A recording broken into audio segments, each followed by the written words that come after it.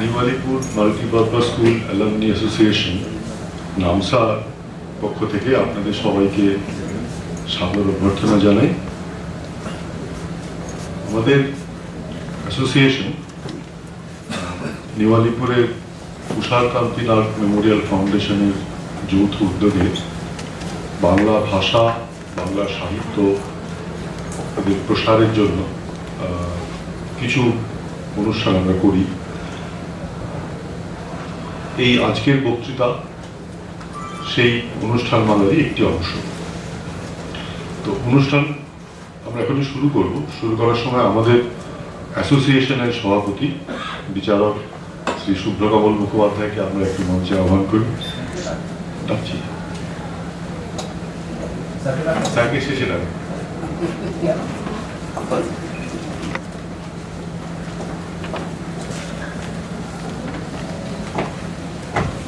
আমাদের তুষারকান্তি নাগ মেমোরিয়াল ফাউন্ডেশনের চেয়ারম্যান শ্রীযুক্ত পবিত্র কুমার নাগ মশাইকে আমরা একটু মঞ্চে আহ্বান করছি। আপনি যদি অনুগ্রহ করে একটু মঞ্চে আসেন।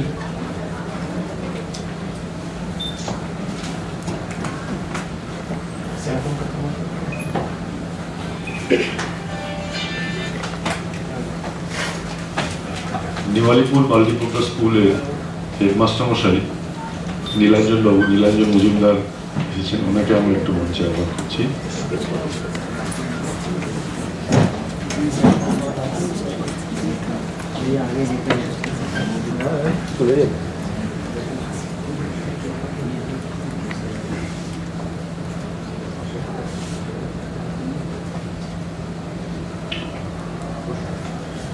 আমাদের সভাপতি প্রথম থেকেই বলছেন যে স্যারকে না, স্যারকে তো শেষই ডাকবো আমরা, আজকে তো স্যারেরই প্রোগ্রাম।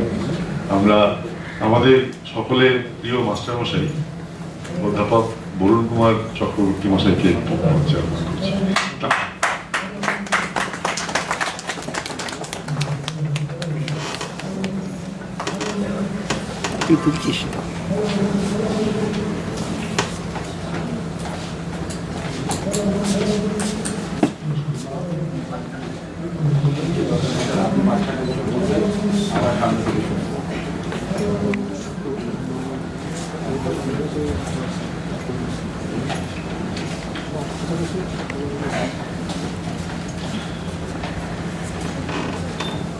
আমরা আগেই বলেছিলাম যে এই অনুষ্ঠানটি আমরা New Alipur multipurpose school alumni association সম্বন্ধে হয়তো দু একটি কথা বলা ভালো। New Alipur multipurpose school alumni association 2007 সালে আমরা তৈরি করেছিলাম। আমরা যারা ওই স্কুল থেকে পড়েছি, পাশ করে বেরিয়ে গেছি, তারা সবাই মিলে। তো অ্যালামনি অ্যাসোসিয়েশন সাধারণত যা করে সেটা হচ্ছে পুরনো ছাত্রছাত্রী, পুরনো শিক্ষক শিক্ষিকা, আমরা সবাই মিলে একসঙ্গে মিলিত হই, হই হই করি, পুরনো দিনের কথা স্মরণ করি। সেছাড়াও আমরা কিছু কাজকর্ম করে থাকি। যেমন আমরা স্কুলে সরকারি অনুদানপ্রাপ্ত স্কুলে নানা ধরনের ছাত্রছাত্রী পড়ে, ছাত্রী নয় ছাত্ররা পড়ে। তো তাদের কিছু তাদের জন্য কিছু বৃত্তির ব্যবস্থা আমরা করেছি, যাদের কিছু অর্থানুকূল্য হয়তো দরকার, যারা ভালো ছাত্র কিন্তু কিছু অর্থানুকূল্য পেলে পরে তারা আরো ভালো করতে পারে, এরকম কিছু ছাত্রকে আমরা সাহায্য করি। মূলত এইটা থেকেই আকৃষ্ট হয়ে তুষারকান্তি নাগ মেমোরিয়াল ফাউন্ডেশনের সঙ্গে আমাদের যোগাযোগ। নিউ আলিপুর মাল্টিপারপাস স্কুল তৈরি হয় নিউ আলিপুরে 1964 সালে। নিউ আলিপুরের তখনকার কিছু বিশিষ্ট গণ্যমান্য ব্যক্তি সৌজন্যে, তাদের প্রচেষ্টায় তুষারকান্তি নাগ মশাইও নিউ আলিপুরের একজন বাসিন্দা। তিনি অবশ্য পরবর্তীকালে দীর্ঘদিন বিদেশে ছিলেন, কিন্তু এই স্কুলের পুরনো ছাত্রদের অনেকের সঙ্গে তাদের পরিবারের কিছু লোকের যোগাযোগ ছিল। তো আমাদের এই বিভিন্ন উন্নয়নমূলক প্রচেষ্টার মাধ্যমেই তুষারকান্তি নাগ মেমোরিয়াল ফাউন্ডেশনের সঙ্গে আমাদের পরিচয়, এবং তারা আমাদের বিভিন্ন অনুষ্ঠানে বা বিভিন্ন প্রোগ্রামে তারা অংশগ্রহণ করতে আগ্রহ প্রকাশ করে।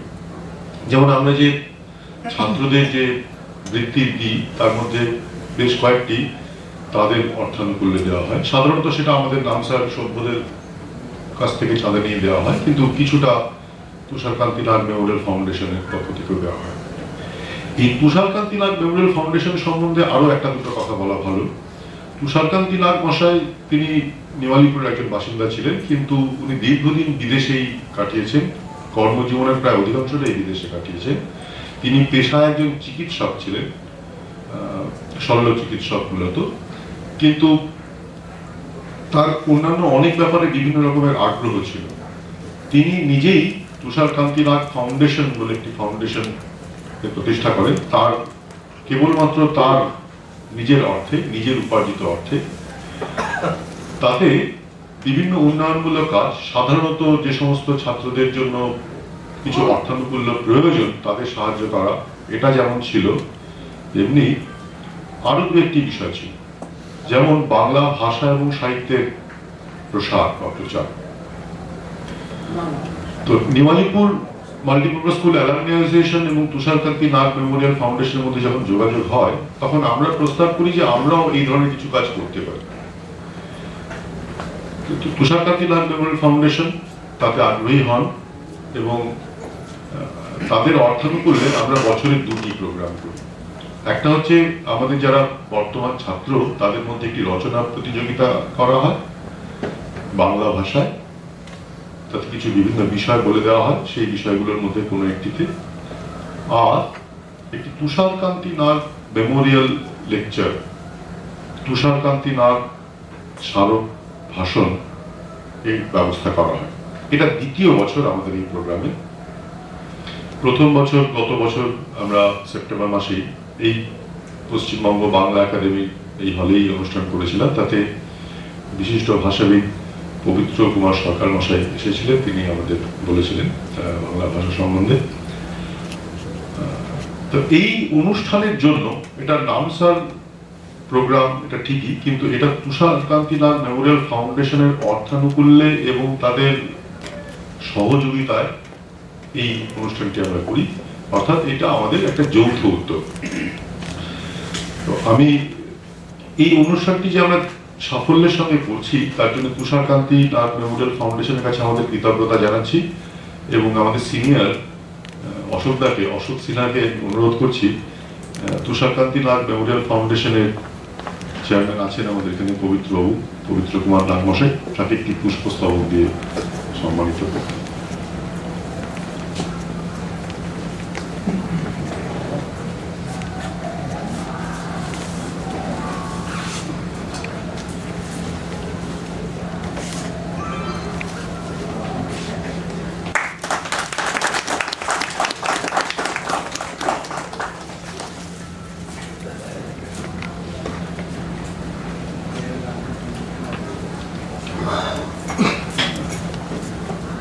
আমাদের আজকের অনুষ্ঠান সেটা মূলত যেটা আগেই বলেছি, তুষারকান্তি নাগ স্মৃতি বক্তৃতা বা স্মারক বক্তৃতা। এই বক্তৃতা আমাদের জন্য এবার দেবেন আমাদের সকলের প্রিয় মাস্টারমশাই অধ্যাপক বরুণ কুমার চক্রবর্তী। তো বরুণ বাবু আমাদের সকলের স্যার, আমাদের ছোটবেলাকার বিকেসি স্যার, তার সম্বন্ধে আমরা পরে আসব, কিন্তু তাকে পুষ্পস্তবক দিয়ে অভ্যর্থনা জানানোর জন্য আমাদের নামসার সেক্রেটারি আমি রানা বোসকে অনুরোধ করছি।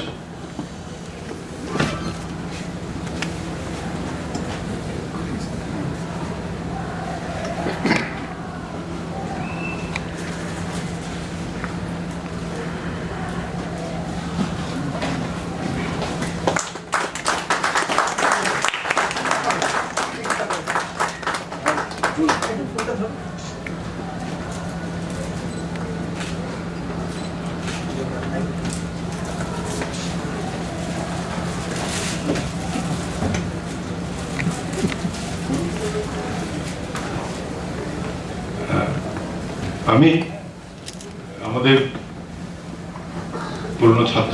স্কুলের পুরনো ছাত্র প্রদীপ আদবকে অনুরোধ করছি বরুণ বাবুকে উত্তরীয় দিয়ে সম্মান জানাতে। এটি আমাদের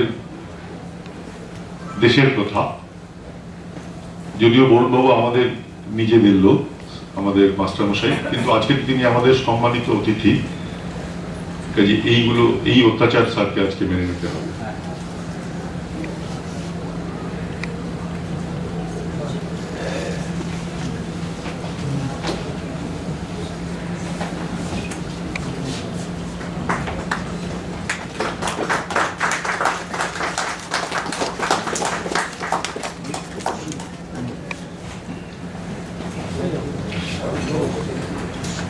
আমি শিবুদাকে, আমাদের সিনিয়র দাদা শিবব্রত গঙ্গোপাধ্যায়কে অনুরোধ করব আমাদের মাস্টারমশাইকে আজকের অনুষ্ঠানের জন্য একটি স্মারক হাতে তুলে দিয়ে সম্মান জানান।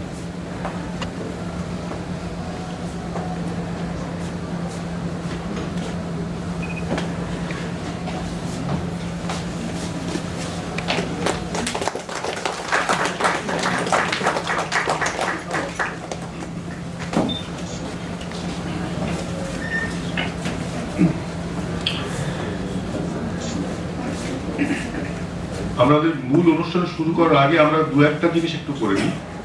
আজকের এই অনুষ্ঠান, নামসা এবং তুষারকান্তি লাল মেমোরিয়াল ফাউন্ডেশন, এইগুলো সম্বন্ধে আমরা একটু একটু করে জেনে নেব। আমরা প্রথমে আমাদের অ্যাসোসিয়েশনের সভাপতি বিচারপতি শ্রী শুভ্রকমল মুখোপাধ্যায়কে অনুরোধ করছি দু চার কথা বলতে আমাদের।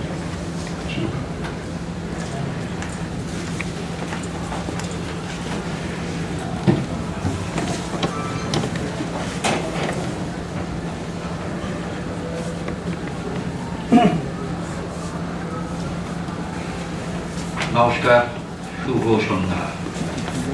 আমাদের সর্বজন শ্রদ্ধেয় প্রিয় শিক্ষক বরুণ বাবু ডক্টর বরুণ কুমার চক্রবর্তী, মঞ্চে উপবিষ্ট তুষারকান্তি নাথ ফাউন্ডেশনের চেয়ারম্যান পবিত্র কুমার নাথ এবং স্কুলের প্রধান শিক্ষক নীলাঞ্জন বাবু এবং আমার সতীর্থরা। সতীর্থ শব্দটা এক গুরু শিষ্য।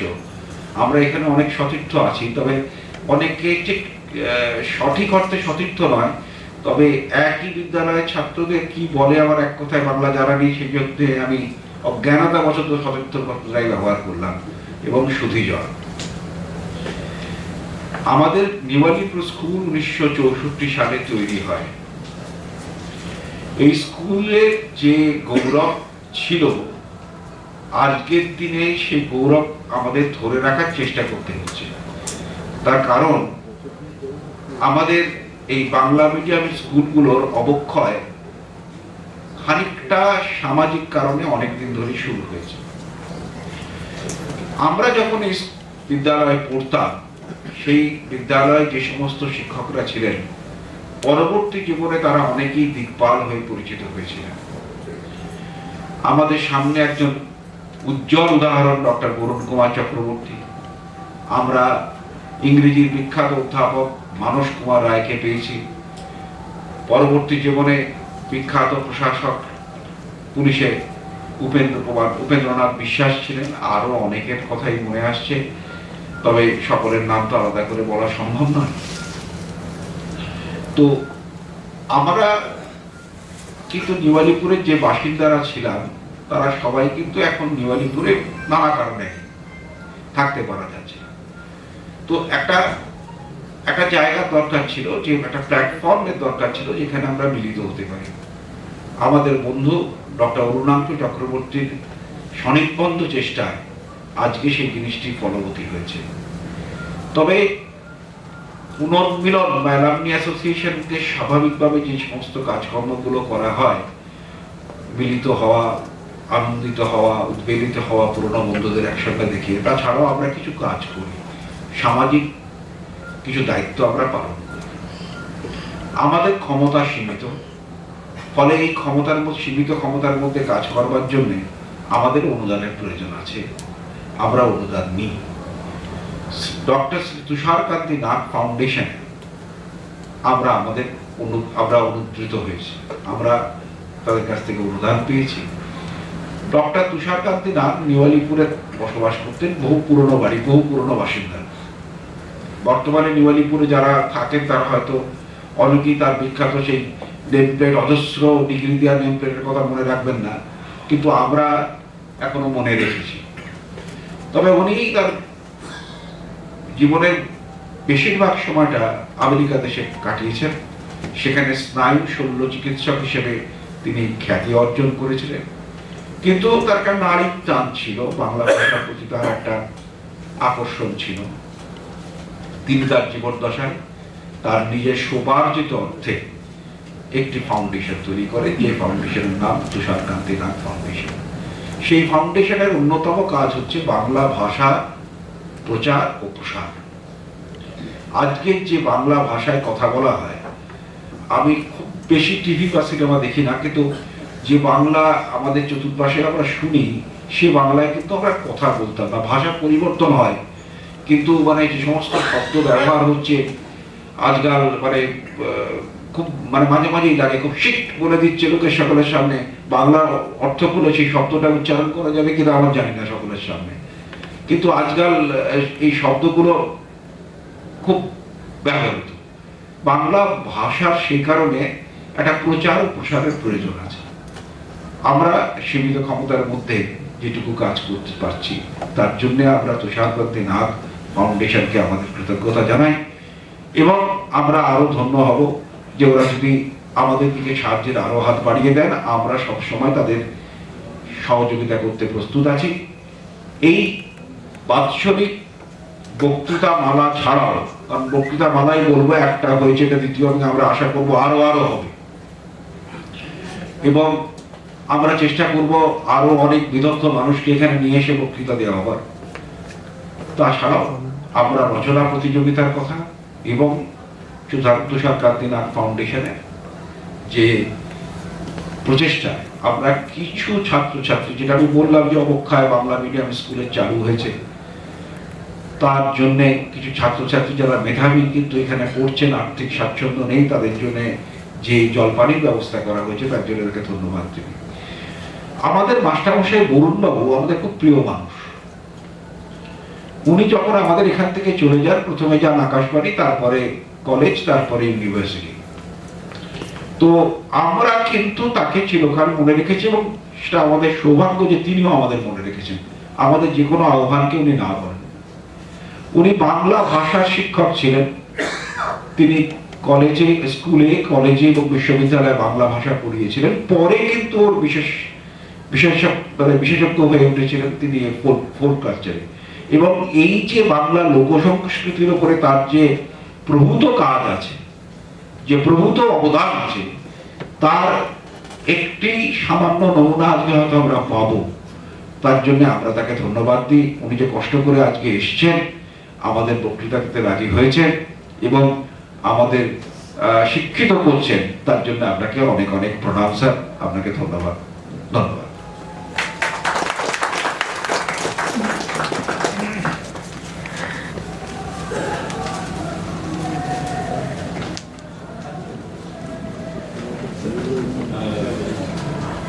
সুব্রত মহোদয়কে ধন্যবাদ আমাদের আজকের বিষয়টাকে, এবং তুষারকান্তি নাগ মেমোরিয়াল ফাউন্ডেশন এবং আমাদের নামসার সঙ্গে তার সম্পর্ক, এটা খুব অল্প কথায় গুছিয়ে পুরোটা সকলকে বলে দেওয়ার জন্য। তো আমরা গোড়া থেকেই বলছি, এই অনুষ্ঠানের জন্য কেবল এই অনুষ্ঠান না, আমাদের স্কুলের যে নিয়মিত কাজকর্ম হয় তাতেও এই তুষারকান্তি নাগ মেমোরিয়াল ফাউন্ডেশনের একটা অবদান আছে।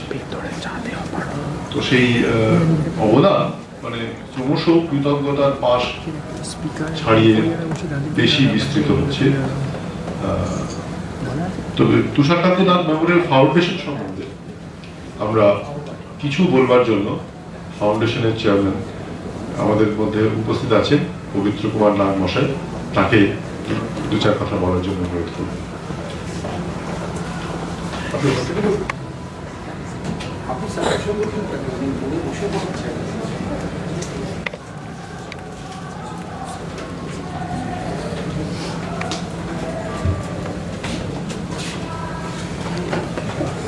নমস্কার। তুষারকান্তি নাগ ফাউন্ডেশনের তরফে আমাকে কিছু করতে বলা হয়েছে। প্রথমে আমি ধন্যবাদ জানাই NAMSA new Alipur multipurpose alumni association এমন একটা সুন্দর সন্ধ্যা আমাদের আয়োজন করেছেন।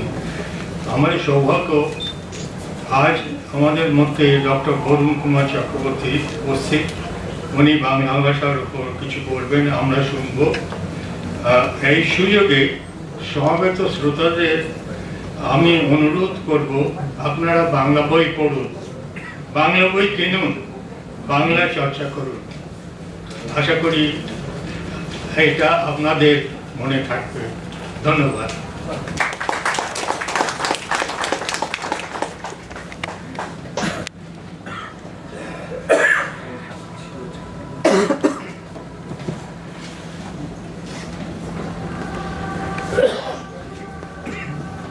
তুষারকান্তিনাথ মেমোরিয়াল ফাউন্ডেশনের পক্ষ থেকে শ্রীযুক্ত পবিত্র কুমার নাগ মশাই আমাদের জানালেন, তার কাছে আমাদের কৃতজ্ঞতা জানাই।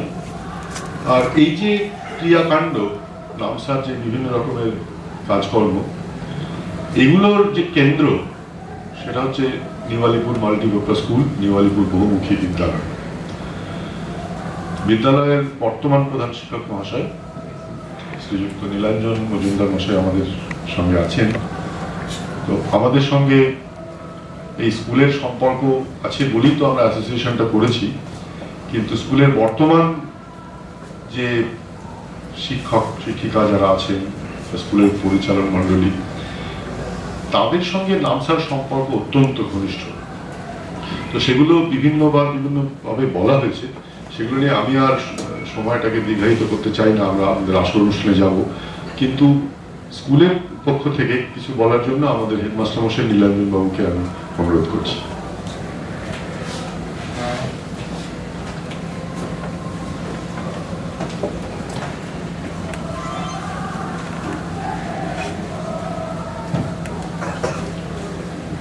নমস্কার। মঞ্চে উপবিষ্ট মাননীয় বিচারপতি শ্রী শুভ্রকমল মুখোপাধ্যায় স্যার রয়েছেন, ডক্টর বরুণ চক্রবর্তী মহাশয় এবং প্রদীপ নাথ মহাশয়, আর সামনে অনেকেই আছেন যারা আমার থেকে অনেক গুণী মানুষ। আমি তাদের কাছে মার্জনা চেয়ে নিচ্ছি যে আমি ওপরে, আপনারা নিচে। আর আমার স্নেহের ছাত্ররা এবং সুধীরবৃন্দু,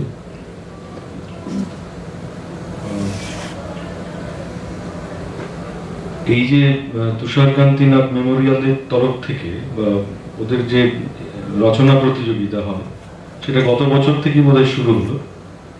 গত বছরের অনুষ্ঠানে আমি থাকতে পারিনি বিশেষ কারণে, এবছর থাকতে পেরে ভালো লাগছে।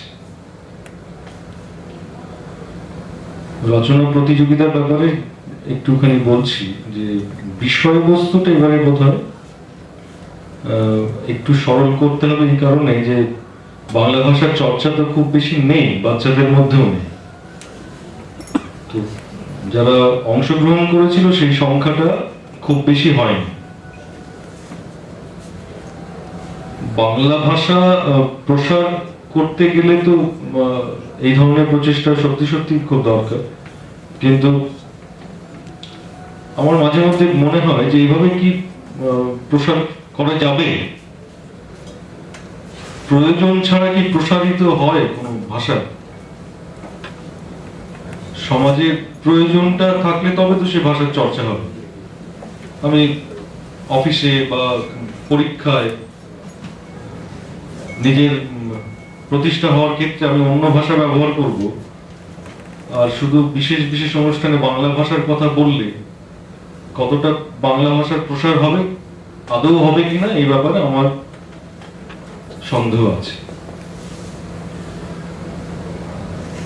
আমি আজকের এই সন্ধ্যায় স্যার বলবেন, স্যারের নামসার কথাটা এই জন্য বলছি যে নিউ আলিপুর স্কুলের সুনাম আমি যখন থেকে স্কুলে জয়েন করেছি বা যোগদান করেছি শিক্ষক হিসেবে তখন থেকে ছিল, কিন্তু কারা করেছিলেন, কেন সুনাম ছিল, কারা পড়িয়েছিলেন, এই ব্যাপারে আমার স্বচ্ছতা ছিল না বা আমার ধারণা ছিল না। সেটা আস্তে আস্তে তৈরি হলো নামসার জন্য, যে নামসার প্রাক্তনীদের দেখে তাদের এই যে তারা মাস্টারমশাইদের সঙ্গে আবার ডেকে নিয়ে এলেন, তাদের সবাইকে পুরনো মাস্টারমশাই এবং দিদিমণিদের সঙ্গে তাদের যে সম্পর্ক, সেটা থেকে খানিকটা বোঝা গেল যে স্কুলের ঐতিহ্যটা তো একদিনে তৈরি হয়, তৈরি হওয়ার পেছনে সবারই অবদান ছিল।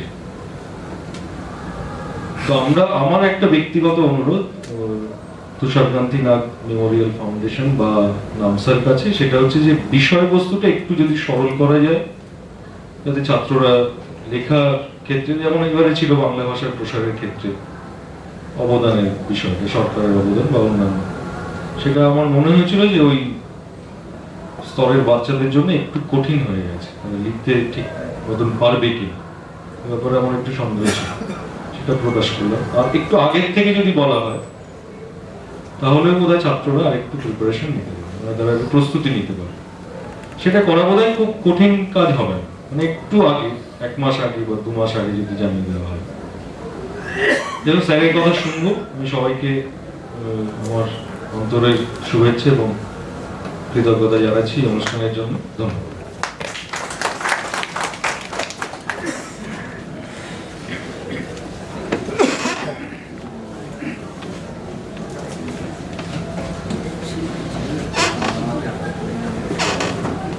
অনেক ধন্যবাদ নীলাঞ্জন বাবুকে গুরুত্বপূর্ণ কিছু বিষয় বলার জন্য। তিনি বলতে চাইছিলেন না, কিন্তু যেটা বললেন সেটা কিন্তু আমরা মন দিয়ে শুনেছি এবং আমরা নোটও করেছি, মানে সেগুলো গুরুত্বপূর্ণ, আমাদের কাজে লাগে।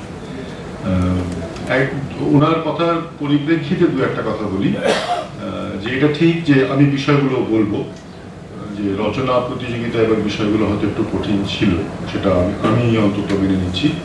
তবে এটা তো আগে থেকে, মানে আমরা কয়েকটা বিষয় বলে দিয়েছিলাম যাতে তারা তৈরি হয়ে আসতে পারে, একটু পড়াশোনা করতে পারে। এটা এই রচনা প্রতিযোগিতার যে উদ্দেশ্য সেটার সঙ্গে একটু সম্পর্কিত, এই কারণে যে তাহলে পরে তারা কিছুটা পড়াশোনা করবে, এইভাবে মানে তারা লিখতে পারবে, কেউ ভালো লিখবে কেউ খারাপ লিখবে, কিন্তু যারা এটাতে অংশগ্রহণ করবে তারা কিছুটা পড়াশোনা করবে।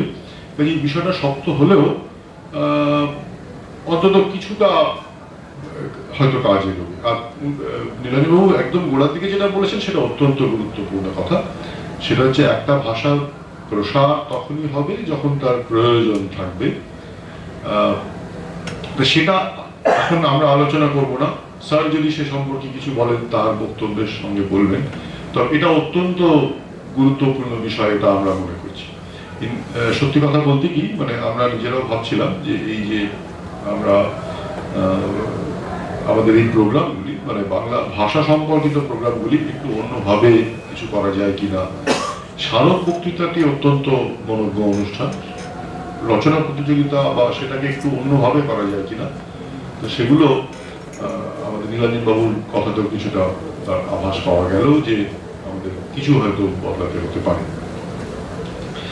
এই আগে আমরা দু একবার বলেছি যে এই রচনার প্রতিযোগিতাটা তুষারকান্তি নাগ মেমোরিয়াল, তুষারকান্তি নাগ ফাউন্ডেশন এবং নামসা, এই দুই অ্যাসোসিয়েশনের বা এই দুটো অর্গানাইজেশনের একটা যৌথ উদ্যোগ। এখানে যেটা করা হয় সেটা হচ্ছে আমরা এখনো খুব বেশি দূর যাইনি, আমরা নিউ-আলিপুর মাল্টিপারপাস স্কুলের মধ্যেই নিজেদের সীমাবদ্ধ রেখেছি। স্কুলের ছাত্ররা, মূলত ক্লাস 9-10 এর ছাত্ররা, তারা এই রচনা প্রতিযোগিতায় অংশ নেয়। গত 2 বছর ধরে এটা হচ্ছে, গত বছর হয়েছে, এবছর হয়েছে। আমরা 3টি বিষয় তাদের বলে দিই, কয়েকটি বিষয় তাদের বলে দিই, যে বিষয় তারা পড়াশোনা করে, তথ্য সংগ্রহ করে, এবং তারপরে স্কুলে একটি নির্দিষ্ট দিন আমরা ঠিক করি স্কুলের সহযোগিতায়, সক্রিয় সহযোগিতায়, এবং সেদিন তারা ওই ছাত্ররা যারা অংশগ্রহণ করছে তারা এসে স্কুলে বসেই রচনাগুলি লেখে।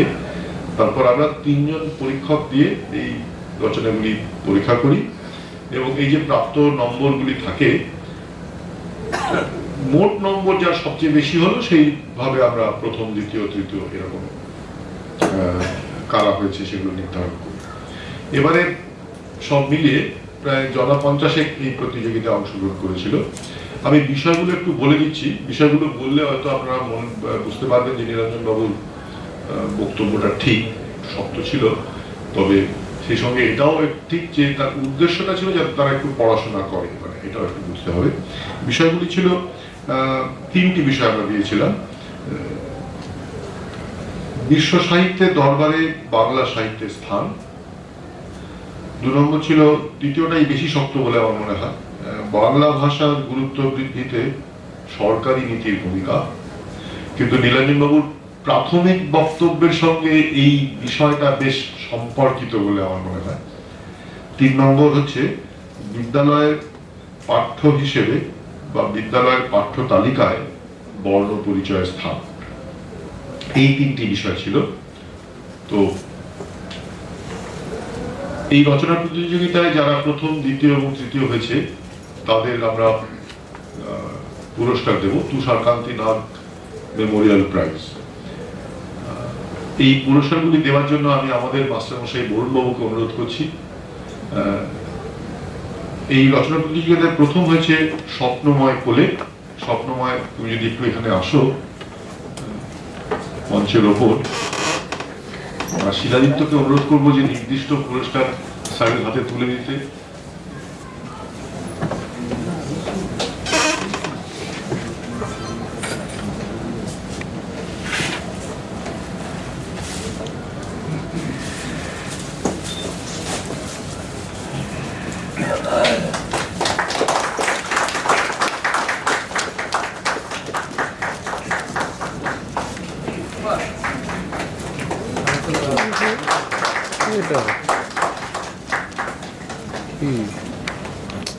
এই প্রতিযোগিতায় দ্বিতীয় হয়েছে অরিজিৎ কুমার পাল। অরিজিৎকে আমি এখানে আহ্বান করব।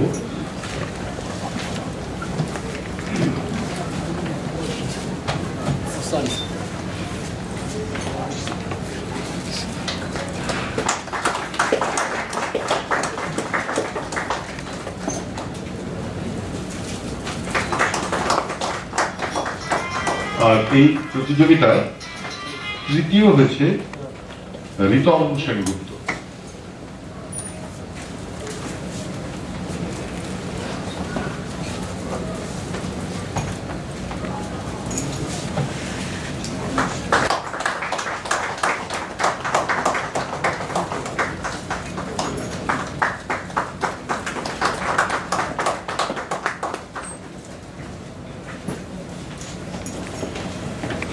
আমরা আশা করব যে এই রচনা প্রতিযোগিতায় যারা অংশগ্রহণ করেছে সবাই তো আর পুরস্কার পায়নি, পুরস্কার পেয়েছেন 3 জন, কিন্তু তারা সকলেই কিছু না কিছু নতুন জিনিস পড়াশোনা করেছে এবং যারা প্রাইজ পেয়েছে তারা অন্তত কিছুটা উদ্বুদ্ধ হবে ভবিষ্যতে বাংলা ভাষা পড়াশোনা বা সেগুলো প্রচার বা প্রসারের জন্য।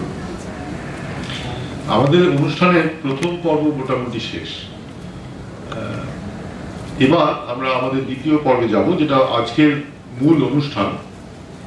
সেটা হলো তুষারকান্তি নাগ স্মারক বক্তৃতা। তো গত বছর এই বক্তৃতা আমরা শুরু করি, বক্তৃতা মালা সুব্রতা বলেছেন। প্রথম বক্তৃতাটি দিয়েছিলেন অধ্যাপক পবিত্র কুমার সরকার মশাই। এবার আমাদের অনেকেরই দাবি, একটু এটা বলি 2-1 কথা, সেটা হচ্ছে অনেকেরই দাবি, সেটা হচ্ছে যে এই বক্তৃতা বরুণ বাবুকে দিতে হবে। আবার অনেকের বক্তব্য হচ্ছে দাদা বরুণ বাবু হচ্ছেন আমাদের লোক, এখানে বাইরের লোককে নিমন্ত্রণ করতে হবে। তো এইরকম একটা দ্বিধা আমাদের মধ্যে হতো, মানে স্যারকে আমরা ডাকবো, এরকম বক্তৃতা দেওয়ার জন্য স্যারের থেকে উপযুক্ত লোক কমই আছে। আবার স্যার তো নিজেদের লোক, মানে এই তো মুশকিল, বাইরের লোককে ডাকাই ভালো। এই দ্বিধা ঝেড়ে ফেলে এবার আমরা স্যারকেই বললাম যে এই বক্তৃতা দেওয়ার জন্য। তো আমরা সেটা এখন শুরু করব। তো প্রথা হচ্ছে যে একটা বক্তৃতার আগে বক্তা পরিচয় দেওয়ার জন্য। তো আমাদের স্কুলে যারা প্রাক্তন ছাত্র তাদের কাছে স্যারের পরিচয় দেওয়ার কোনো প্রয়োজন নেই, কিন্তু সকলে প্রাক্তন ছাত্র নন এবং এখনকার ছাত্ররা তারা স্যারকে দেখেনি, তাই 2-4 কথা বলা ভালো। আমি খুব একটা সংখ্যা তত্ত্ব এগুলোর দিকে যাব না।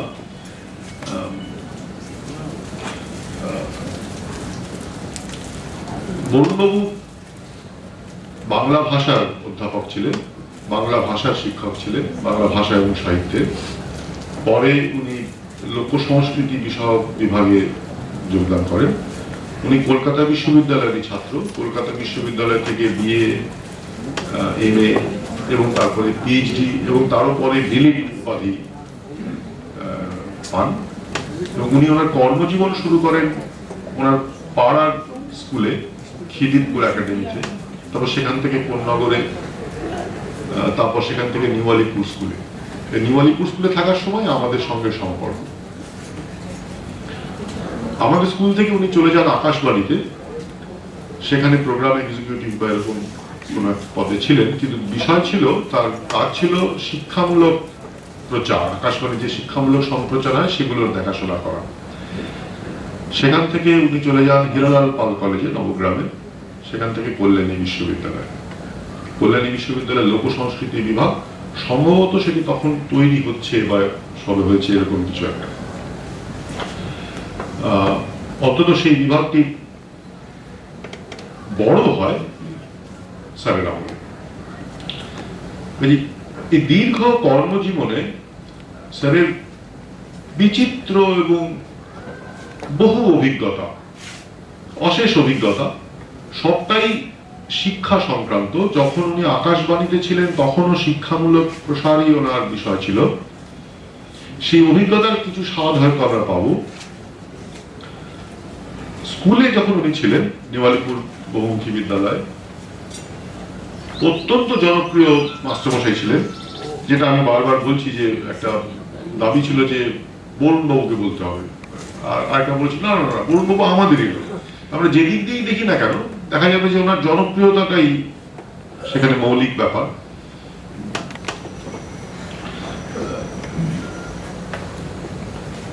আমরা যখন উঁচু ক্লাসে পড়ি, নিচু ক্লাস থেকে আমরা ওনার কাছে পড়েছি, সেটাও একটা ব্যাপার। মানে শিক্ষার প্রায় সমস্ত স্তরে, ক্লাস 6 থেকে আরম্ভ করে একদম পিএইচডি পর্যন্ত তার ব্যাপ্তি। তার কাছে আমি সংখ্যাটা জানি না, কিন্তু 40-এর উপর নিশ্চয় গবেষণা করে পিএইচডি ডিগ্রি লাভ করেছে। তার ব্যাপ্তিটা আমরা একবার দেখি।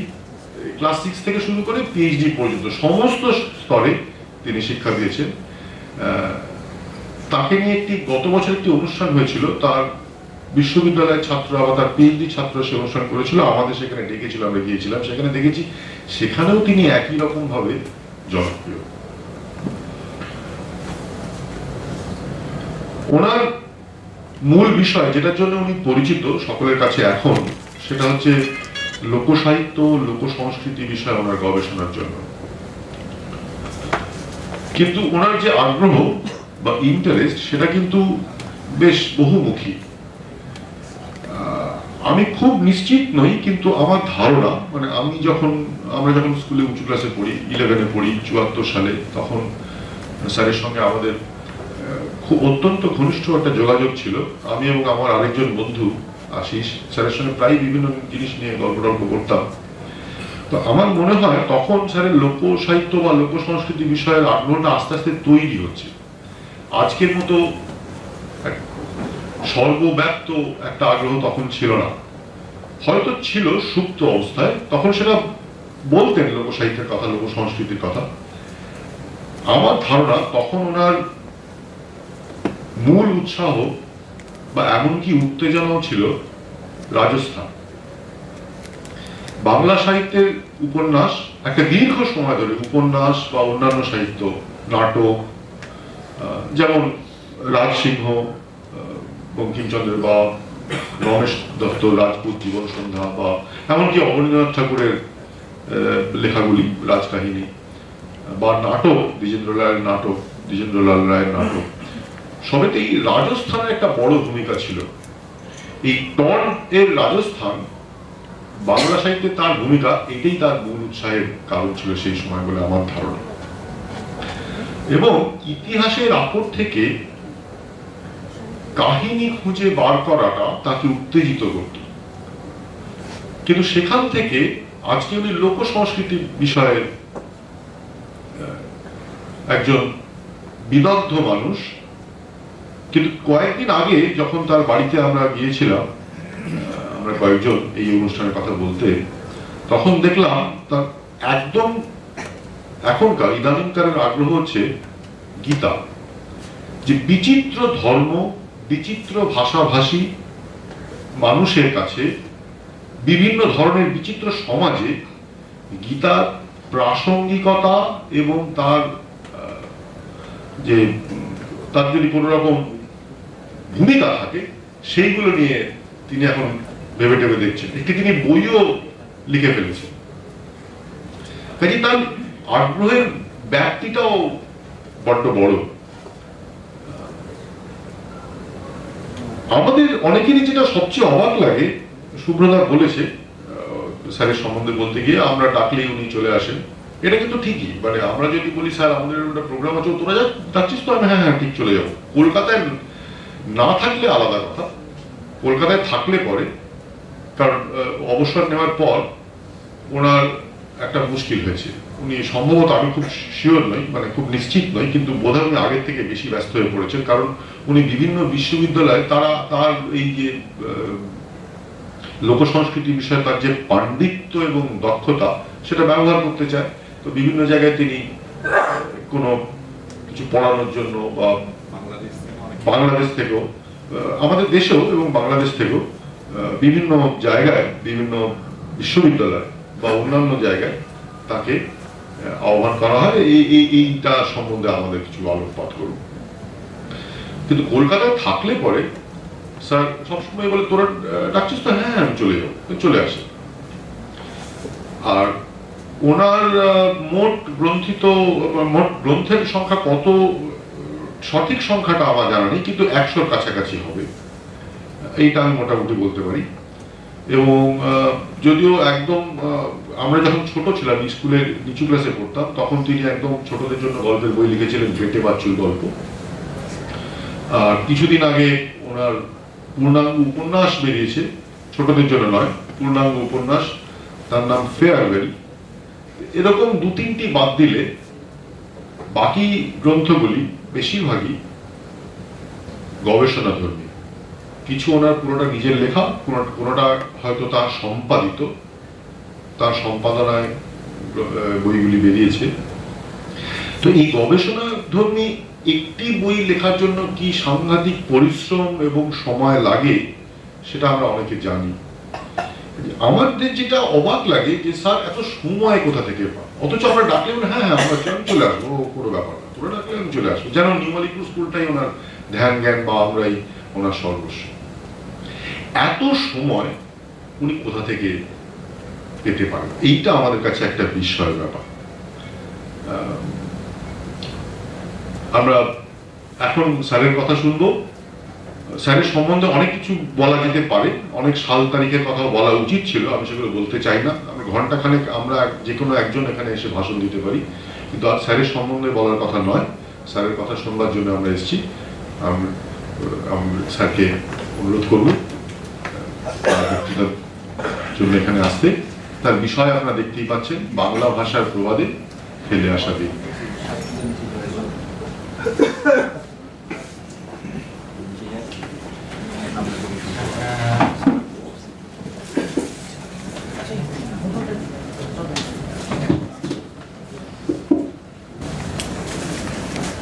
খিদিরপুর একাডেমি স্কুলের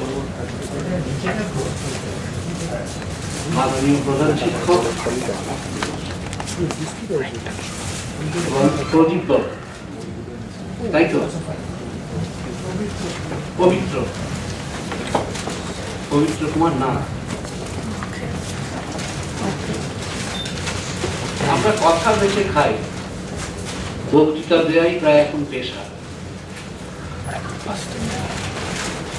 কিন্তু আজকে সন্ধ্যায় আমাকে এরা খুব বেকায়দায় ফেলে দিয়েছে।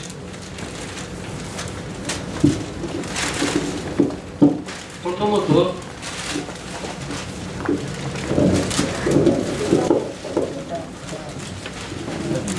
এদের বক্তব্য শুনতে শুনতে আমি ভাবছিলাম যে স্বজন পোষণের একটা চরম দৃষ্টান্ত কিনা। আমাকে নির্বাচন করার মধ্য দিয়ে আমার শিক্ষকতা জীবনের প্রায় উষালগ্নের কৃতি ছাত্ররা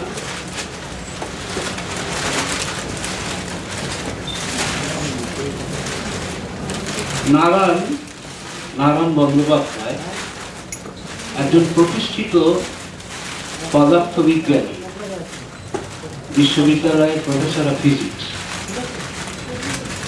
যাদবপুর বিশ্ববিদ্যালয়ে অধ্যাপনা করত, এখন অন্য বিশ্ববিদ্যালয়ে গিয়েছে। আমার বায়োডাটা যেভাবে বলে গেল, অনেক কথা আমার নিজেরও মনে ছিল না, আমার মনে হচ্ছিল অন্য কারোর কথাও বলছে। আমি টডে রাজস্থান নিয়ে কাজ করছি সেটা 40 বছর আগে, এবং আমি দেখছিলাম যে অবনীন্দ্রনাথের রাজকাহিনী ঠিক ঠিক বলছে, বঙ্কিমের রাজসিংহের কথাও বলছে। অনেকগুলি জীবনের বাঁক পেরিয়ে এখন পৌঁছেছি প্রায় শেষ লগ্নে। কিন্তু এ কথা বলতে আমার এতটুকু দ্বিধা নেই যে তথাকথিত যে প্রাতিষ্ঠানিক সম্মান, সে সবের তুলনায় আমার জীবনের পরম প্রাপ্তি নিউ আলিপুর স্কুলের শিক্ষকতা জীবন। এতগুলি কৃতি ছাত্র জীবনের বিভিন্ন ক্ষেত্রে, কজন শিক্ষকের সৌভাগ্য হয় আমি জানি না, বিশেষত আমাদের মতন দুর্ভাগ্যের। আপনারা ভাববেন আমি আবেগতাড়িত হয়ে কথাগুলি বলছি, খুব যুক্তিনিষ্ঠ ভাবেই বলছি কথা, সুচিন্তিত ভাবে। স্কুলে সব ধরনের ছাত্রকে পাওয়া যায়। কলেজে গেলে স্ট্রিম ভাগ হয়ে গেল, এইবার কমার্স, আর্টস, সায়েন্স ইত্যাদি। বিশ্ববিদ্যালয়ে গিয়ে তো আরোই গেল। তা যত ওপর ধাপের শিক্ষকতা, ততই ছাত্র সৌভাগ্য লাভ থেকে বঞ্চিত হয়।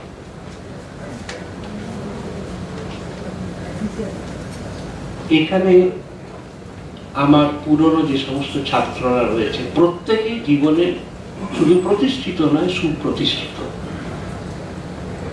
আর এদের বিদ্যাবত্তা, মেধা, প্রতিভা, যশ ইত্যাদি কথা অনর্গল বলা যাবে। নারায়ণ একটু আগে বলছিল যে কোনো পুরনো ছাত্রকে ডাকলেই সে নাকি ঘন্টাখানেক বলতে পারে আমার কথা, কিন্তু আমি বলি তোমাদের কথা বললে তো রাত কাবার হয়ে যাবে। 10 বছরের শিক্ষকতা জীবনে আমি এত সব পেয়েছি, জেনেছি, শিখেছি যে সেই মহামূল্যবান স্মৃতি আমি এখনো সযত্নে লালন করে চলেছি। এই সৌভাগ্য বিশ্ববিদ্যালয়েও আমি পাইনি, এই কথা মুক্তকণ্ঠে স্বীকার করি। দ্বিতীয় যে কথাটি আমি গর্বের সঙ্গে বলি এবং দুঃখ পাই, এই যে নামসা, পুরনো ছাত্ররা তাদের সংগঠন গড়েছে, এভাবেও ফিরে আসা যায়। আজকের এই স্বার্থের পঙ্কিল আবর্তে আবদ্ধ আমরা, যে সময় ছেলে বাবাকে দেখে না, মেরে তাড়িয়ে দেয় বাবারই তৈরি বাড়ি থেকে। এখানে আমাদের মাননীয় বিচারপতি বসে আছেন, কাগজে আমরা পড়ি, তা সে বিচারের জন্য তো হাইকোর্টের বিচারপতির কোনো দায়িত্ব থাকে না। বাবা নিজের তৈরি বাড়িতে থাকবেন কিনা আর ছেলে তাকে মেরে তাড়িয়ে ফেলবে, তার বিচারের জন্য তো কোনো আইনদানের দরকার নেই। সেই রকম একটা সামাজিক অবস্থায় আমার পুরনো ছাত্ররা এতখানি আমাকে ভালোবাসে এবং শ্রদ্ধা করে, এটা কল্পনাতীত। এ প্রাপ্তি সর্বসুখের বাড়া।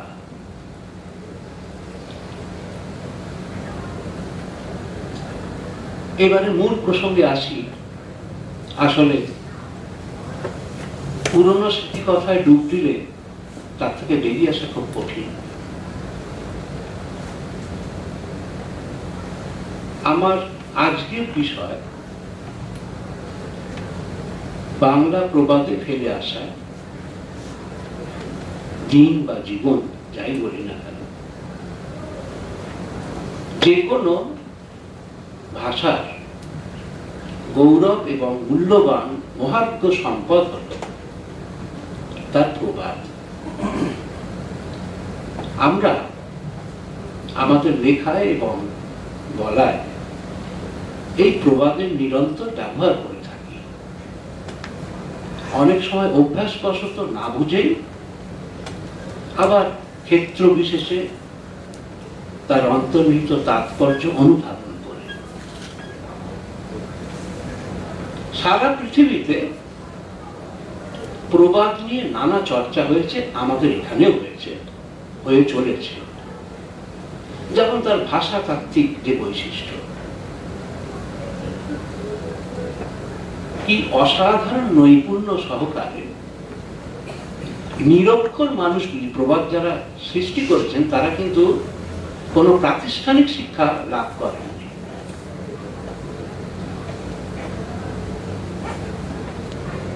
নিজের কোলে ঝোল টানছে আর পরের বেলায় বিষোদ্গার করছে। আমার ছেলে ছেলেটি খায় যেন এতটি, বেড়ায় যেন গোপালটি। কি ওদের ছেলে ছেলেটা খায় যেন এতটা, বেড়ায় যেন বাঁদরটা। আমার ছেলে খুব কম খায়, সে গোপাল, আর ওদের ছেলে কম খেলেও এতটা খায়। টি আর টা, এই দুটো প্রয়োগ করে কি অসাধারণ ভাবে মানসিক বিভাজনটা ঘটিয়ে দেওয়া হয়েছে। আমরা অবাক হয়ে ভাবি এই শিল্প নৈপুণ্য, এই দক্ষতা তারা কি করে অর্জন করবে, কিংবা যে বাক্য বিন্যাসে রাখে হরি মারেকে, মারে হরি রাখে, থোর বড়ি খাড়া, খাড়া বড়ি তো।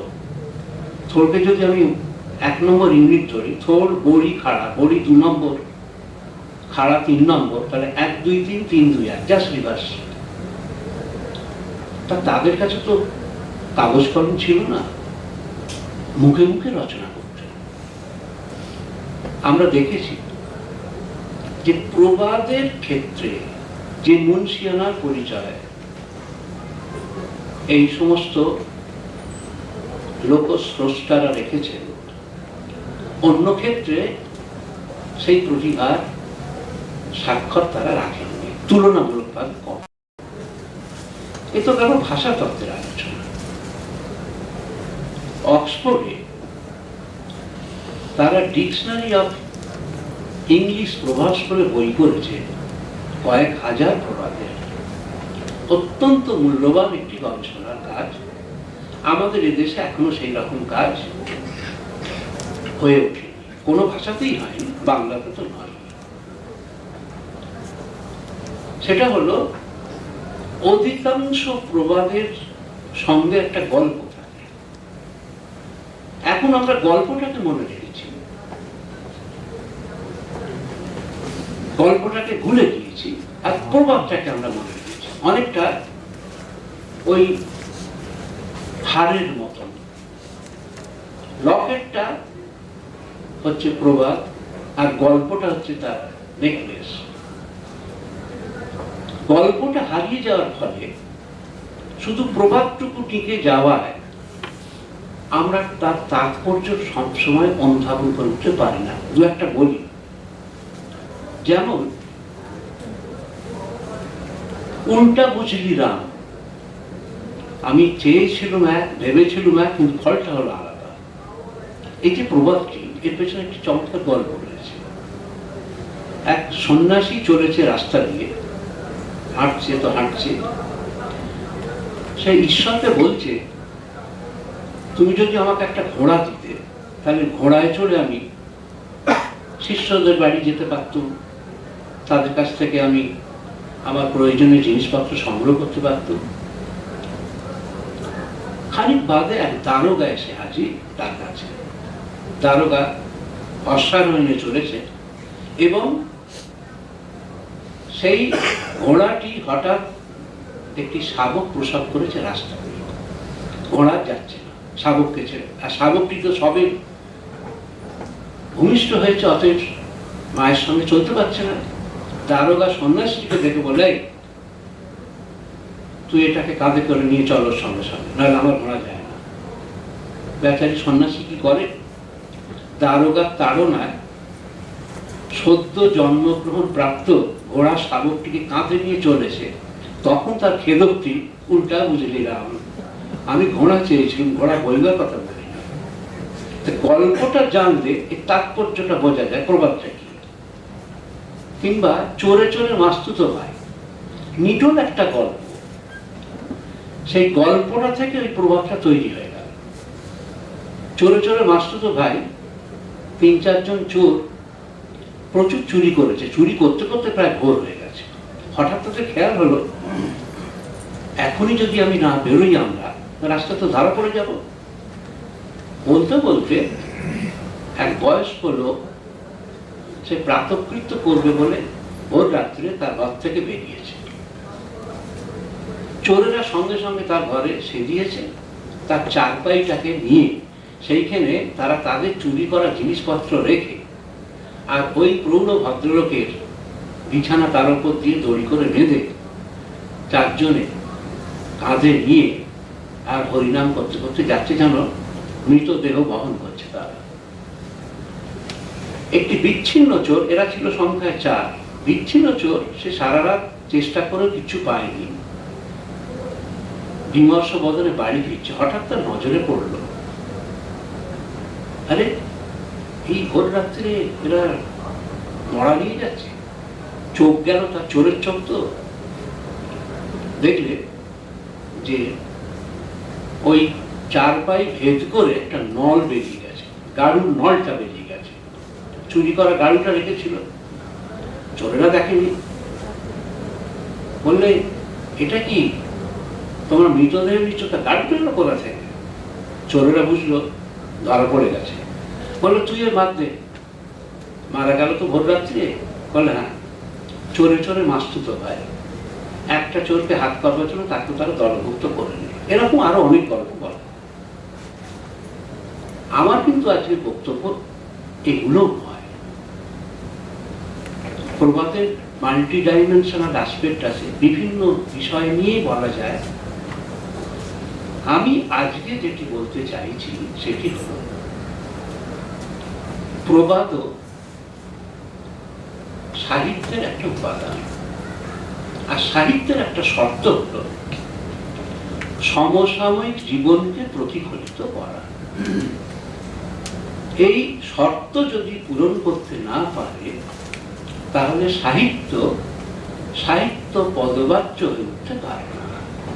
সমসাময়িক জীবনকে প্রতিফলিত করা, যেমন চর্যাপদের সময়কাল দলিল দস্তাবেজ আমাদের হাতে নেই, 8ম থেকে 10ম শতাব্দী বলা হয়।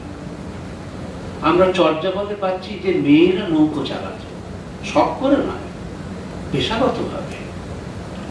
এই কায়িক পরিশ্রম করায় তারা অভ্যস্ত ছিল।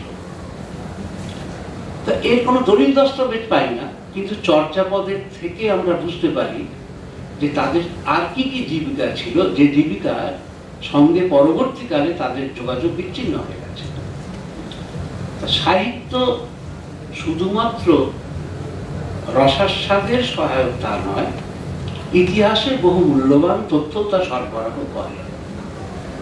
প্রবাদেও তেমনই কিছু কিছু তথ্য আমরা পাচ্ছি, যেগুলোর সঙ্গে আজকের জীবনের তেমন যোগ নেই।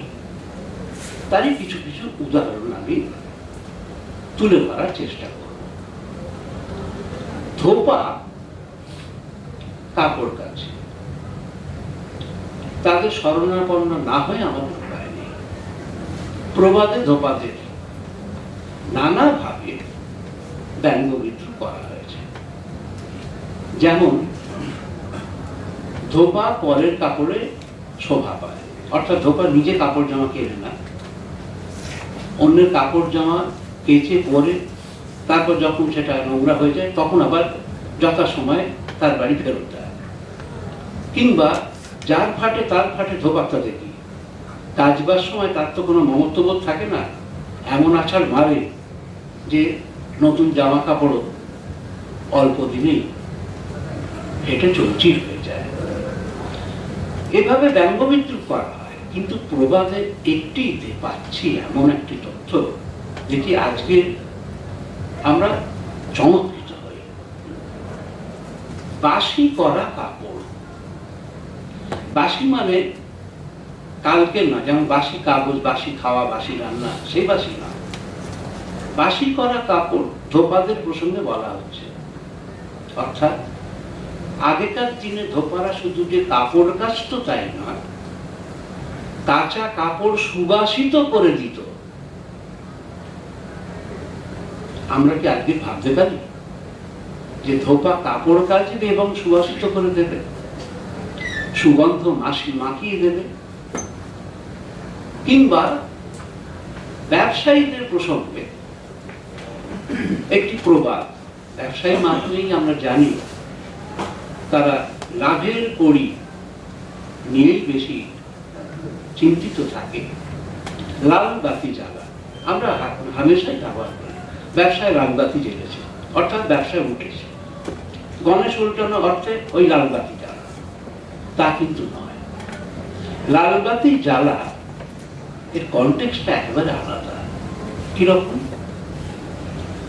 যদি কোনো ব্যবসায়ী বুঝতে পারতেন যে তার ব্যবসায়িক প্রতিষ্ঠানের অবস্থা ভালো নয়, তখন তিনি তার দোকানের সামনে, প্রতিষ্ঠানের সামনে একটি লাল আলো জ্বেলে রাখতেন। এটা কষ্টাল, সাবধানতা উচ্চারণ করা হতো এই লাল আলো জেলে রাখার মধ্য দিয়ে। তাদের উদ্দেশ্যে ব্যবসায়িকভাবে তার সঙ্গে যারা সম্পর্কান্বিত তাদের বলা যে আমার আর্থিক অবস্থা, ব্যবসায়িক অবস্থা তেমন সুবিধাজনক নয়, অতএব আমার সঙ্গে তোমরা এই মুহূর্তে আর ব্যবসায়িক লেনদেনে যাবে না, আমি আমার অবস্থাটা বুঝছি। 2-3 দিন ধরে খাতাপত্র হিসেব নিকেশ করে যদি ব্যবসায়ী বুঝতে পারতেন যে না তিনি সামলে নিতে পারবেন, তখন তিনি ওই লাল আলোটি প্রত্যাহার করে নিতেন, আবার নতুন করে তার ব্যবসা শুরু হতো।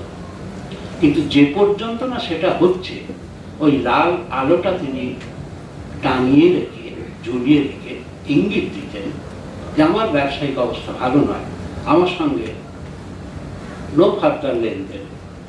এটা ব্যবসায়ীর সততার একটা পরিচয়। একটি প্রবাদ আমরা প্রায় ব্যবহার করি, আমাদের প্রাত্যহিক জীবনের সঙ্গে ওতপ্রোতভাবে জড়িত। হাটে হাঁড়ি ভাঙা। হাটে হাঁড়ি ভাঙার অর্থটা কি? অর্থাৎ গোপন তথ্য ফাঁস করে দাও। তুমি আমার পেছনে রাখবে এসো না, আমিও তোমার হাটে হাঁড়ি ভাঙবো। অর্থাৎ তোমার যে গোপন তথ্য আমার জানা আছে সর্বসংকেত আমি জানি। কিন্তু হাটে হাঁড়ি ভাঙা এই প্রবাদে যে তথ্যটি আমরা পাচ্ছি তার সঙ্গে একটা গোপন তথ্যের ব্যাপার থাকছেই, কিন্তু আমরা যেমন খুব সাদামাটা ভাবে গোপন তথ্য ফাঁসের কথা বলি তা নয়। বিশেষ একটা নির্দিষ্ট অভিযোগের ক্ষেত্রেই হাটে হাঁড়ি ভাঙা প্রবাদটি সংস্রব। সেটা কি? লাম্পট্য দোষে কোনো তরুণ তরুণী বা যুবক যুবতী যদি অভিযুক্ত হতো, তাদের শাস্তি বিধানের জন্যই একটা বিশেষ ব্যবস্থা অবলম্বিত হতো। কি সে ব্যবস্থা?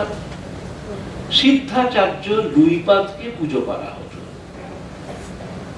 এবং একটি মাটির হাঁড়িতে একটি পাঁঠা কেটে তার নাড়ি ভুঁড়ি ঢুকিয়ে সেখানে সিন্দুর লেপন করে একজনের মাথায় চাপিয়ে সেটি হাটেতে আনা হতো। হাট ছিল কমন প্লেস।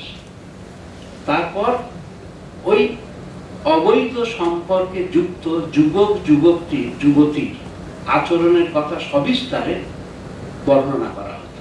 তারপর সর্বসম্মুখে একটি লাঠি দিয়ে সেই হাঁড়িতে আঘাত করা হতো।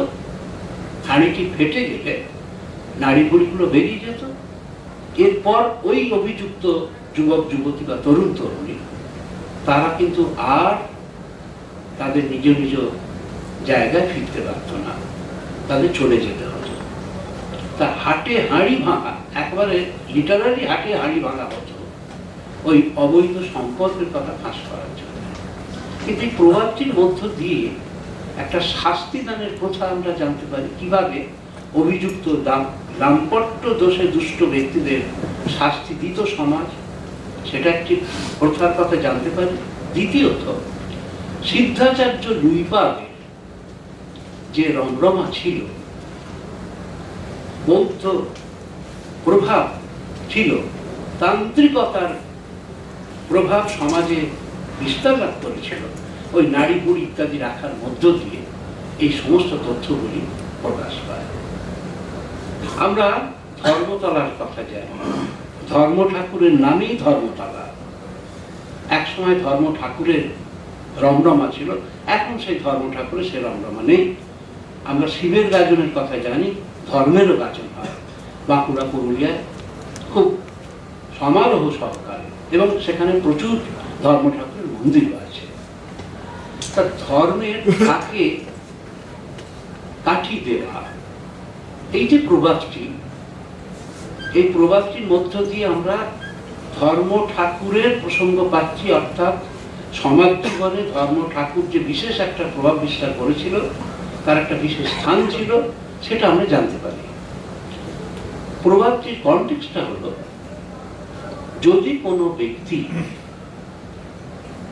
কারো বিরুদ্ধে অভিযোগ করতে প্রস্তুত হতেন, তিনি সঙ্গে একটি ঢাকিকে নিয়ে রাজপথে স্থানে স্থানে দাঁড়িয়ে মাথায় থাকতো তার ধর্মের ঘট, ঢাকি ঢাক বাজাতো, সেইটা শুনেই লোকজন জড়ো হতো। তখন অভিযোগকারী অভিযুক্ত ব্যক্তি সম্পর্কে তার যে সমস্ত অভিযোগ সেগুলি বলে যেত।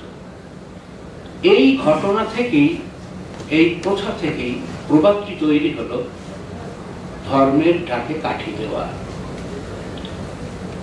পাঁচচুলো করা, পানিশমেন্টের নানা রকম সব ব্যবস্থা। পাঁচচুলো করা কি, ছোটখাটো যদি অপরাধ করে কেউ, মাথার 5 জায়গায় ছোট ছোট করে চুল রেখে বাকিটা কামিয়ে দেওয়া হতো। এখন অবশ্য দেখি এখনকার প্রজন্ম নিজেরাই পাঁচচুলোর ব্যবস্থা করেছে, জানি না সেটা সজ্ঞানে না অজ্ঞানে। বিশেষ করে আমাকে মাস মিডিয়ায় ক্লাস নিতে যেতে হয়, বহু অবাঙালি, তার মানে এই নয় যে অবাঙালিরাই এইরকম সাজে সজ্জিত আর বাঙালিরা সজ্জিত হয় তা বলছি না, ওদের মধ্যে অনেকটা বেশি দেখি এমন সমস্ত অলঙ্কারে ভূষিত হয়, অনেকে আমি বুঝতেও পারি না ঠিক সে ছেলে কি মেয়ে। তা যাই হোক, তা সে 5 চুলো শুনি চেষ্টা করে এইসবগুলো করতে হয়, কি মাথা খানিকটা চুল আছে খানিকটা নেই। তা তাদের সেই মস্তক মুন্ডন দেখে আমার ওই 5 চুলোর করার কথা মনে পড়ে। কলা পাতায় লেখা, আমরা এখন ছোটদের স্লেট পেন্সিল দেওয়ার রেওয়াজ প্রায় উঠে গেছে, প্রথম থেকেই সে খাতা কলমে লেখে।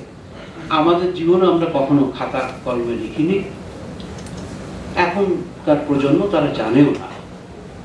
এই হাতে লেখা যে রেওয়াজ, সেটা শুরু হতো কিভাবে? প্রথমে মেঝেতে বালি ছড়িয়ে আঙুল দিয়ে বর্ণ পরিচয় হতো, এটা গেল প্রথম পর্যায়। দ্বিতীয় পর্যায়ে খড়ি দিয়ে মেঝেতে বর্ণমালা লিখে শেখানো হতো নব্য শিক্ষার্থীদের। তৃতীয় পর্যায়ে কলা পাতায় লেখা। এই প্রেক্ষিতেই প্রবাদটি তৈরি হলো যে মেঝে না লিখেই কলা পাতায় লেখা শখ, অর্থাৎ প্রথম দুটো পর্যায়ে যে শিক্ষিত হয়নি, যার এখনো ঠিক মতো বর্ণ পরিচয় হয়নি, সে কিনা বই লিখতে যাচ্ছে, এটা হাস্যকর প্রয়াস।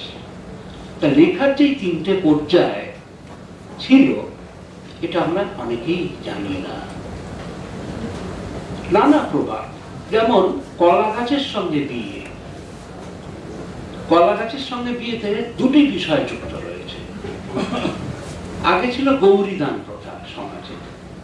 8 বছর বয়স হলেই মেয়েকে বিয়ে দিতে হতো, 8 থেকে 10 পেরোলে পরে সে অনেক বয়স্কা হয়ে যাচ্ছে, সমাজে নিন্দিত হওয়ার সম্ভাবনা। অতএব ওই 8 থেকে 10 বছরের মধ্যে কৌলিন্য প্রথা রক্ষা করার জন্য মেয়েকে বিয়ে দেওয়া হতো। যে বাপের ক্ষমতা ছিল না সুপাত্রে বিবাহ দেওয়া, সে কলা গাছের সঙ্গে মেয়ের বিয়ে দিয়ে কন্যাদায়গ্রস্ত পিতা তার দায় এড়াতেন। এ তো গেল এক। দ্বিতীয়ত, যে হতভাগ্য স্বামী দুবার তার পরিগ্রহ করেছে, কিন্তু দুবারই তার স্ত্রী বিয়োগ হয়েছে, কিন্তু দুবার বিয়ে করার পর যে স্ত্রী হারিয়েছে, বহু ক্ষেত্রেই দেখা যায় তার হ্যাট্রিক করার একটা খুব প্রবণতা দেখা যায়। সুতরাং তৃতীয়বারের জন্য সে প্রস্তুতি নেয়। দেখি না, দুবার যখন গেছে, তৃতীয়বার একবার শেষ চেষ্টা করে দেখি, কিন্তু তার মনে একটা আশঙ্কা থাকে যে তৃতীয়বারেও যদি তার স্ত্রী বিয়োগ হয়। সেই জন্যে প্রথমে আনুষ্ঠানিকভাবে কলা গাছের সঙ্গে বিবাহ বন্ধন আবদ্ধ হয়। যে ইভিল স্পিরিট বা অশুভ শক্তি যা তাকে প্রতিকূলতা করছে, তাকে প্রতিরোধ করবার জন্যে ওই কলা গাছের সঙ্গে বিয়ে হবার পরে কি হলো, ধরে নেওয়া হয় ওই ইভিল স্পিরিট বা অশুভ শক্তি কলা গাছের ওপরই তার অশুভ ক্ষমতা বিস্তার করবে। এরপর যখন একজন মানবীর সঙ্গে তার বিয়ে হবে, আর তার ক্ষতি হবে না। এই দুটি ঘটনার ব্যাপার যুক্ত হয়ে রয়েছে কলা গাছের সঙ্গে বিয়ে। সমাজে কত রকমের যে প্রথা রীতি ইত্যাদি ছিল তখনকার দিনে, আজকের দিনে সমাজ পাল্টেছে, দৃষ্টিভঙ্গি পাল্টেছে, মূল্যবোধ পাল্টেছে, বিশ্বাস সংস্কারও অনেক পরিবর্তন ঘটে গেছে। কালরাত্রি বলে একটা কথা আমরা প্রায় শুনি, নব্য প্রজন্মের কাছে তার খুব একটা অর্থ নেই, কোনো যৌক্তিকতা নেই। কালরাত্রি বলা হয় বিবাহের পরদিন, সেটিকে বলা হয় কালরাত্রি। কালরাত্রি কথাটি এসছে কিভাবে না, দশরথ কৈকেয়ীকে বিবাহ করার পর বিবাহের পরদিন কৈকেয়ীর সৌন্দর্যে মুগ্ধ হয়ে তাকে স্পর্শ করেছিল। তার ফলে কৈকেয়ী তার মৃত্যুর কারণ হয়ে দেখা দেয়। দশরথের মৃত্যু হয়, সে ঘটনা আমরা জানি। ওই বর চেয়েছিলেন রামকে বনবাসে যা দেয়া হলো, ভরতকে সিংহাসনে বসানো হলো, ইত্যাদি ইত্যাদি। সেই জন্য কালরাত্রি বলতে বোঝানো হয় যদি বিয়ের পরদিন নবদম্পতি মিলিত হয়, তাহলে স্ত্রী স্বামীর মৃত্যুর কারণ হয়ে দেখা দেবে। আমরা আজকের দিনে এর প্রাসঙ্গিকতা বুঝি না, কিন্তু গ্রামের মানুষ যারা এখনো অনেকটা বেশি সংস্কারাচ্ছন্ন, তারা এগুলোকে মেনে চলে। বেলপাতা শোঁকানো, আমরা বেলপাতা জানি পুজোয় লাগে, কিন্তু বেলপাতা যে শোঁকাতে হয় তা আমরা জানি না। আগেকার দিনে সমাজের মানুষ বিশ্বাস করতেন যে কোনো শুভ কাজে বেরোবার আগে বিল্বপত্রের আঘ্রাণ যদি নিত, তাহলে তার কাজ সফল।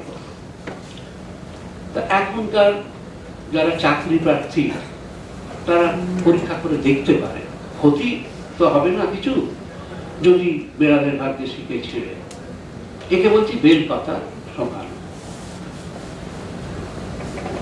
পাবে পাবে গনে, একজন মরে যন্ত্রণায়, অন্যরা পাবে পাবে গনে। আরেকটি প্রবাদ। পাব মানেটা কি? একটি বাঁশের যে গাঁট, তার থেকে আরেকটি বাঁশের গাঁটের মধ্যবর্তী যে অংশ, তাকে বলা হয় পাপ। গুরুতর অপরাধে অভিযুক্ত ব্যক্তিকে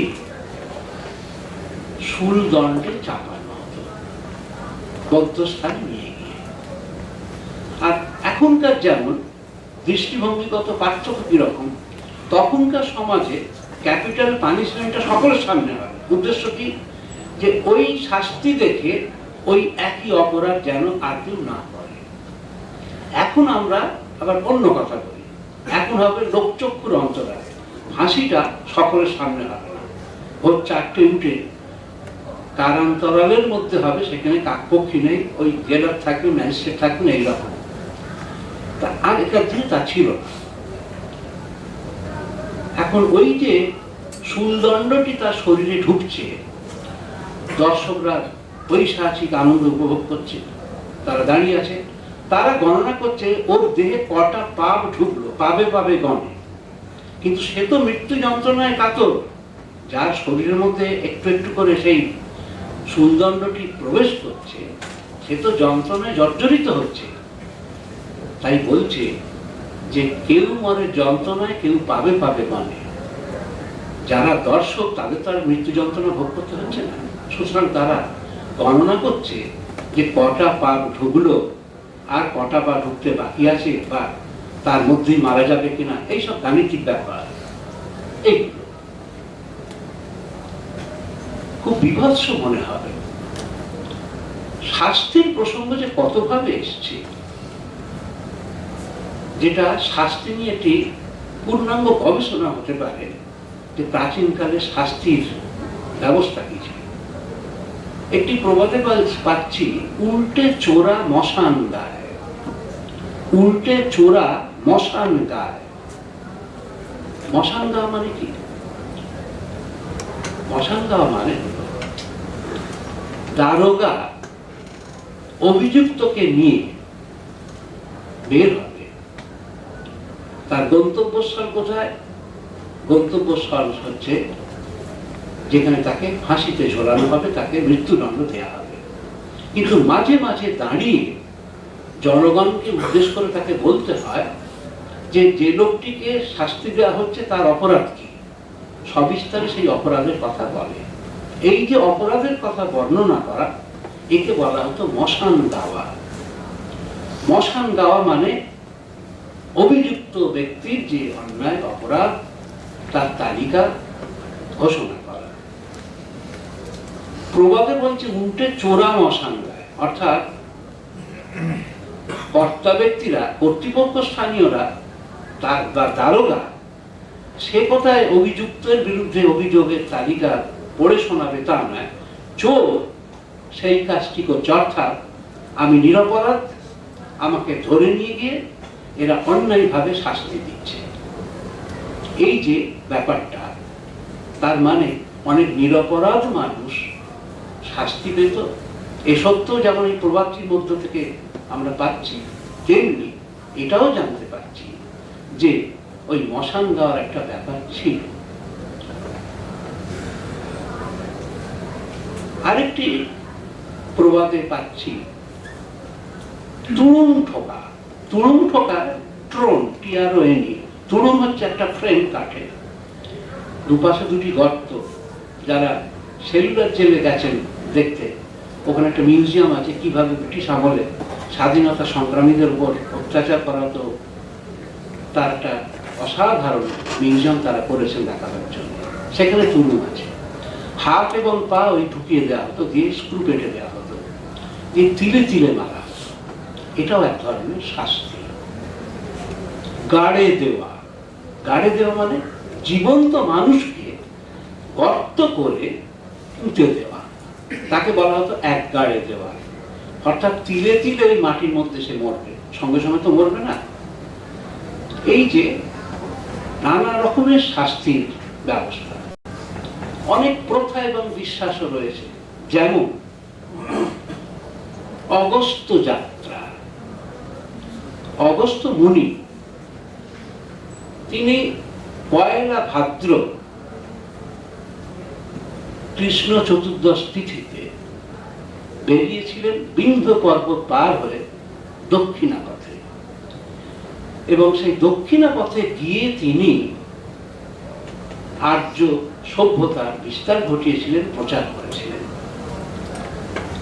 আর এই যে ফেরেননি, পয়লা ভাদ্র গিয়ে আর অগস্ত্যর না ফেরা, তাকে কেন্দ্র করে তৈরি হলো অগস্ত্য যাত্রা। আমরা আজও অনেকেই মেনে চলি ভাদ্র মাসের প্রথম দিন পয়লা ভাদ্র যদি কেউ যাত্রা করে বাড়ি থেকে, তাহলে তার বাড়িতে ফিরে আসার সম্ভাবনা অনেক কম, যেমন অগস্ত্যমুনি ফেরেন। তার থেকে সম্প্রসারিত হলো শুধু ভাদ্র নয়, অন্যান্য যে কোনো মাসেরই বাংলা মাসের প্রথম তারিখে যাত্রা নিষিদ্ধ, একটা ট্যাবু তৈরি হয়ে গেল। সম্প্রসারিত হলো সংস্কারটি অগস্ত্যকে কেন্দ্র করে। আকাশ প্রদীপ, আমরা জানি কালী পুজোর আগে 1 মাস ধরে আকাশ প্রদীপ দেওয়ার একটা রীতি রয়েছে। বামন পুরাণে বলা হয়েছে বলিরাজ তার পূর্বপুরুষদের স্মৃতির প্রতি শ্রদ্ধা জানাতে তার বাসস্থান সংশ্লিষ্ট স্থানে একটা উঁচু জায়গা, একটা দণ্ডেতে প্রদীপ স্থাপন করেছিলেন। একে বলা হচ্ছে কি না আকাশ প্রদীপ। সেই থেকে আমরা অনুসরণ করি যে পূর্বপুরুষদের প্রতি শ্রদ্ধা নিবেদনের জন্য আকাশ প্রদীপ দান। এভাবে প্রচুর প্রবাদের মধ্যে আমাদের অতীত দিনের অনেক স্মৃতি, অনেক সংস্কার, অনেক বিশ্বাস সমস্ত রয়ে গিয়েছে। আমরা আজকের দিনে সেগুলোর পরিপূর্ণ যে অর্থ, তার ব্যঞ্জনা, তার তাৎপর্য অনুধাবন করতে পারি না, কিন্তু এগুলোকে যদি আমরা বিশ্লেষণ করি তাহলে অতীত দিন সম্পর্কে বহু গুরুত্বপূর্ণ তথ্য আমরা পেতে পারি। আরো কয়েকটি দৃষ্টান্তের কথা বলি। মেয়ে যেন আমের ডাল ধরেছে। আমরা জানি একসময় আমাদের সমাজে প্রথা ছিল সহমরণ প্রথা। স্বামী মারা গেলে স্ত্রী যদি সেই স্বামীর চিতায় মৃত্যুবরণ করত, তাহলে সে সতী বলে স্বীকৃতি লাভ করত, এবং সতী হলে তার দুটো উদ্দেশ্য পূরণ হতো। 1, অক্ষয় স্বর্গবাস, 2, স্বর্গে গিয়ে আবার তার স্বামীর সঙ্গে মিলন হবে। স্বেচ্ছায় যে নারী সতী হতো তাকে একটি কাজ করতে হতো। সেটি কি?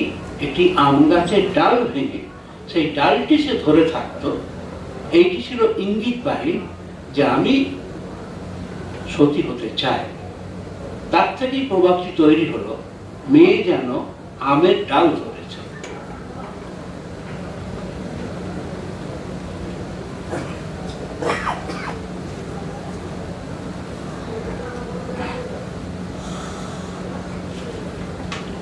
বিয়াল্লিশের হাতে গৌরী গান। গৌরীর কথা আমি আগেই বলেছি। অসম বিবাহ এখনো সমাজে রয়েছে। যতই আমরা আইন করি 18 বছরের নিচে মেয়েদের বিয়ে দেওয়া আইনত অপরাধ, কিন্তু নিরক্ষর, অশিক্ষিত গ্রামে গঞ্জে এই 18 বছরের কম বহু মেয়েরই বিয়ে হয়ে যায়। 42-এর হাতে গৌরী দান। গৌরী মানে ওই 8 থেকে 10 বছর বয়স, আর তার বর্ষিক বয়স 42। আক্ষরিকভাবে যে 42 তা নয়, মোটের ওপর বয়স্ক পাত্র।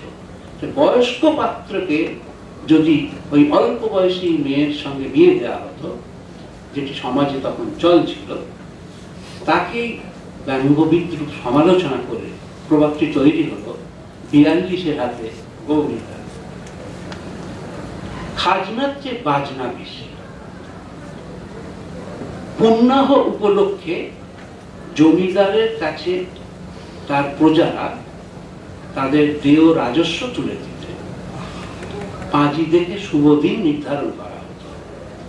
খাজনার থেকে বাজনা বেশি কথাটা কেন এলো?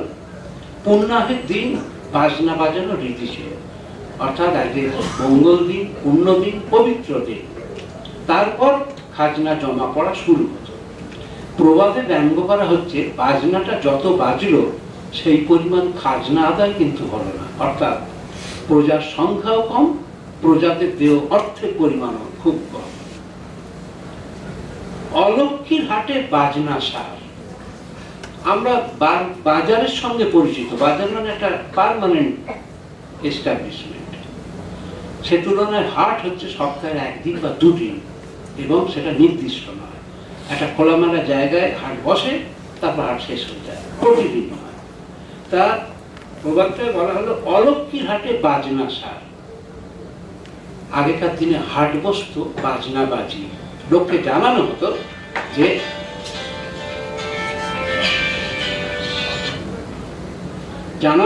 যে হাট এবার শুরু হলো। অনেকটা যাত্রার কনসার্টের মতন, কনসার্ট বাজলে লোকে বুঝতে পারতো এইবার যাত্রা পালা শুরু হবে, যে যা চলে আসতো।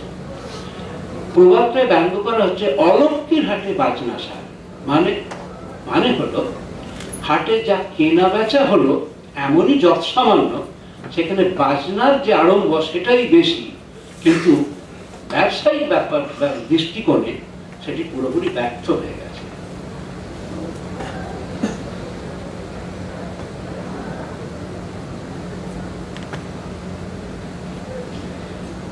এই প্রসঙ্গেই আরেকটি প্রবাদের কথা বলি, কার আগুনে কেবা মরে আমি যাতে করলু, মা আমার কি পুণ্যবতী বলছে দে উল্লু।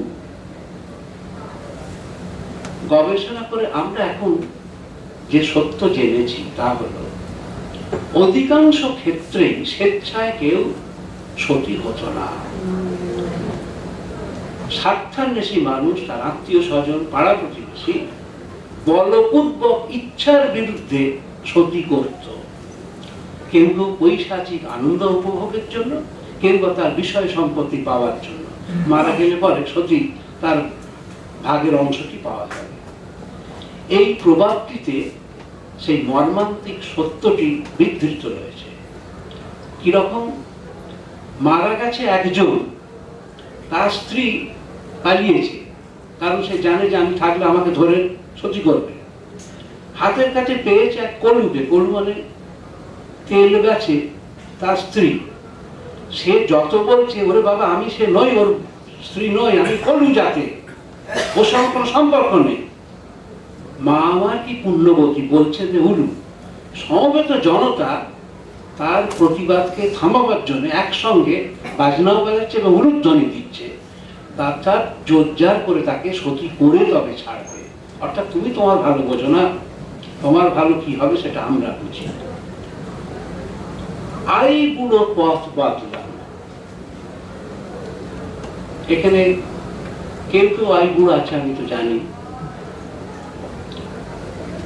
তারা কথাটা মনে রাখলেও রাখতে পারে।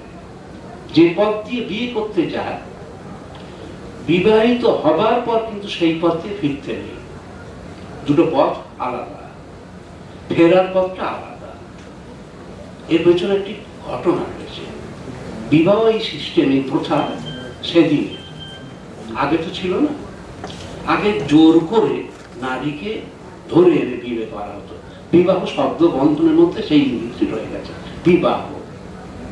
তা ওই যে নারীকে জোর করে বলপ্রয়োগ করে নিয়ে যাওয়া হতো, তার সঙ্গে যারা থাকতো দোষর, তারাই আজকের দিনে বরযাত্রী হয়েছে। ওই অপকর্মের সঙ্গে যারা যুক্ত থাকতো। এইবার মেয়ে পক্ষ তাকে ধরবার জন্য কি করতো, তারা লোকজন জড়ো করে ধরতো মেয়েকে ছাড়িয়ে আনবার জন্য। যে পথ দিয়ে এসেছে যদি সেই পথ দিয়ে যায় তাহলে ধরা পড়ার সম্ভাবনা খুব বেশি। যেমন চোর ডাকাত যারা যে পথ দিয়ে যায় ডাকাতি করতে, সেই পথ মারায় না, অন্য পথ দিয়ে যায় যাতে ধরা না পড়ে। সেই জন্যে আইনগুলো পথ বদলানো, আমরা বাকিটা ছেড়ে দিয়েছি, কনটেক্সটটা ভুলে গেছি, কিন্তু ওটা মেনে রেখেছি। কি মনে রেখেছি না, যে পথ দিয়ে বিয়ে করতে যাবে সে পথ দিয়ে ফিরবে না, নববধূকে নিয়ে ভিন্ন পথ দিয়ে ফিরে আসতে হবে।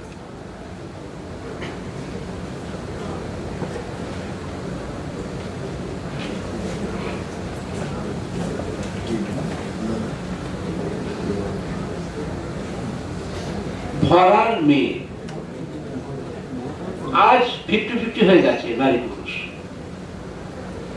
একটা সময় ছিল যখন নারীর সংখ্যা অনেক কম পুরুষের তুলনায়। তখন পূর্বদেশ থেকে নৌকো করে অজ্ঞাত পুরুষের মেয়েদের ধরে আনা হতো এনে তাদের সঙ্গে বিবাহ বন্ধনে আবদ্ধ হতো পুরুষ। এই যে অজ্ঞাত পুরুষীর মেয়েদের পূর্ব দেশ থেকে ধরে এনে বিবাহ বন্ধনে আবদ্ধ হতো, একে বলা হতো ধরার মেয়ে।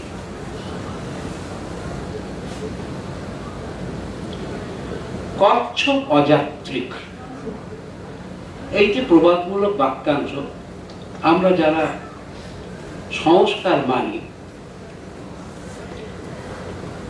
বিজ্ঞান মনস্ক যারা তারা নিশ্চয়ই মানে না, কিন্তু যারা সংস্কারাচ্ছন্ন তাদের কাছে ডিম, কাঁকড়া, কচ্ছপ এ সমস্ত অযাত্রা। তা কচ্ছপ অযাত্রী কেন? না তার স্থিতিশীলতার প্রতি। কচ্ছপ নড়তে পারে না, কিন্তু স্লো বাট স্টেডি উইন্সটারে সেই কচ্ছপের সঙ্গে খরগোশের লড়াই গল্প আমরা জানি, সেখানে কিন্তু কচ্ছপ ছিল না দাঁড়িয়ে, শেষ পর্যন্ত সেই জেতে এবং হার স্বীকার করতে বাধ্য হয় শশক। বিজ্ঞানও কখনোই কচ্ছপকে স্থিতিশীলতার প্রতীক বলেনি, গতিশীলতার প্রতীক বলেই জানে। তো প্রাণ রয়েছে, তার মোশনটা খুব স্লো, কিন্তু সেটা তো লিভিং। অতএব অযাত্রিক এই সংস্কার যেটা আগেকার দিনে ছিল, আজকের আর সেই সংস্কার বিজ্ঞান মনস্ক মানুষের কাছে নেই। বৌনির কলি লক্ষ্মীর দান। ব্যবসায়ী সম্প্রদায় প্রচুর সংস্কার মেনে চলে। আমরা দেখব যে কাজে বিপদের সম্ভাবনা বেশি, সেই কাজের সঙ্গে এই সংস্কারের যোগটা অনেক বেশি। গরুর গাড়ি যে চালায় সে কোনো সংস্কার মানে না, রিক্সা যে চালায় সে অত সংস্কারে বিশ্বাসী নয়, কিন্তু 4 চাকা যে চালায় সে কিন্তু সংস্কার মানে। একটা বেড়াল যদি বেরিয়ে যায় সঙ্গে সঙ্গে গাড়িটা দাঁড় করায়, কারণ তার অ্যাক্সিডেন্টের সম্ভাবনা আছে। পাইলটরা কি করে আমি জানি না, আমার অভিজ্ঞতা নেই, হয়তো আরো অনেক বেশি সংস্কার তারা মানে, আমার ধারণা নেই। কিন্তু ট্রেনের ড্রাইভাররা করে, কেবিনে উঠেই আমি দেখেছি নমস্কার করে নেয়। অনেকটা ফুটবল খেলার মাঠের প্লেয়াররা কিংবা ক্রিকেটাররা ইত্যাদি ইত্যাদি। যাই হোক, তার গৌণী করি, কারণ ব্যবসাটা একটা পুরো অনিশ্চিত। আমার বিক্রি হবে কিনা, বিক্রি হলো আমার লভ্যাংশ কিরকম হবে, আমি আশাতীত সাফল্য পাবো, নাকি আমি যা বেচবার জন্য নিয়েছি সবাই পড়েই রইল। প্রথম যে বিক্রি হয় সেই টাকাটাকে তারা ধরে নেয় ব্যবসায়ীরা, এটা হলো লক্ষ্মীর করুণা বা লক্ষ্মীর আশীর্বাদ। সেই টাকাটাকে আপনারা সকলেই লক্ষ্য করবে, দেখবেন যদি জিনিসপত্র থাকে সেই ঝুড়ি, বাটকারা, দাঁড়িপাল্লা সব ছোঁয়ায়, নিজের মাথায় ঠাঁকায়, মুখে কিছু বিড়বিড় করে বলে, এবং সেই টাকাটাকে তারা আলাদা করে রেখে দেয়। আর একটা কথা চুপি চুপি বলি, আমি ওই জন্য ভোরবেলায় বাজারে যাই, এই জন্যে যে বৌনি যে করে ব্যবসায়ী ওই সময় ঠকায় না, ওই সময় ঠকায় না। আমি সেই জন্য বাজার বসার আগেই 5-10 মিনিট আগে যাই, সে সবজি কিনুন আর মাছই কিনুন, খারাপ মাছ হলে এটা আপনাকে দেওয়া যাবে না। কেন না, এটা তেমন সুবিধা নেই। অর্থাৎ বৌনির সময় কোনো অসততা বা কোনো অন্যায় কাজ জেনে বুঝে করে না, ওজনও মারে না, কিচ্ছু না, তারপর যা খুশি তাই করে। ওই সময়টা তারা খুব পার্টিকুলার তার নিজের কর্তব্য পালন করে। ওরে আমার শ্রী পঞ্চমী, সরস্বতী পুজোর দিন অনধ্যায়, ওকে বই খুলতে নেই। কেন নেই? কারণ বইগুলো তো সব সরস্বতীর কাছে রাখা থাকে, সেই জন্য নেই। এখন যার সঙ্গে লেখাপড়ার সম্পর্ক নেই, সে যদি বলে শ্রীপঞ্চমী অনধ্যায়, তাহলে ব্যাপারটা খুব মজা হয়ে যায়। তার তো সারা বছরই অনধ্যায়, তারপর বিশেষ করে পঞ্চমীর কেন? কিন্তু সে পঞ্চমীর দিনই বলবে না আজ তো শ্রীপঞ্চমী, সেই আজ অনধ্যায় আমি বই পড়ছি না, যেন অন্যদিন খুব বেশি পড়াশোনা করে। আতুর আগলানো, আতুর আগলানো নবজাতককে ফেলে কখনোই আতুর ঘর থেকে যেতে নেই। এখন তো আতুর ঘর নেই, এখন তো নার্সিং হোম হচ্ছে আতুর ঘর। তারপর সেখান থেকে যখন বাড়ি আসে তখন ওসব পাট চুকিয়ে গিয়েছে। তো এর একটা কারণ হয়ে গেছে, নবজাতককে একা ফেলে যাবে, পিঁপড়ে হোক, কোনো পোকা হোক বা যে কোনো কিছু হোক, তার ক্ষতি হবার সম্ভাবনা। সেই জন্য একজন কেউ যদি থাকে তাহলে তার সুরক্ষাটা বজায় থাকে। আমি আর দৃষ্টান্ত বাড়াবো না, শুধু এইটুকুই বলবো যে প্রবাদগুলি কেবলমাত্র আমাদের ভাষার সমৃদ্ধিতেই যে ভূমিকা নিয়েছে তা নয়, প্রবাদগুলি থেকে আমরা আমাদের ফেলে আসা দিন সম্পর্কে, সমাজ জীবন সম্পর্কে, আমাদের নৈতিকতা সম্পর্কে, আমাদের আদর্শ সম্পর্কে অনেক গুরুত্বপূর্ণ তথ্য পাই, যেগুলোর ঐতিহাসিক গুরুত্ব অনেকখানি। সেই সম্পর্কে হয়তো আমরা পাথরে কোনো প্রমাণ পাব না, কিন্তু সাহিত্য এখানে এগিয়ে আছে। তারা এমন কিছু কিছু নিদর্শন রেখে যায় যে নিদর্শনগুলো ঐতিহাসিকদের অনেক কাজে লাগে। ধন্যবাদ।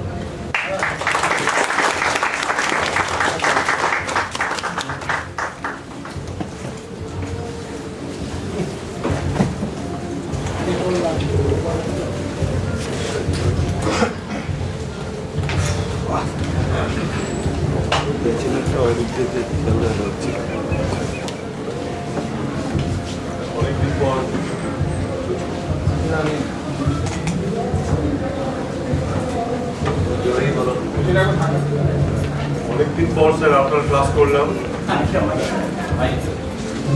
ভীষণ ভালো লাগলো, সে কথা বলাই বাহুল্য।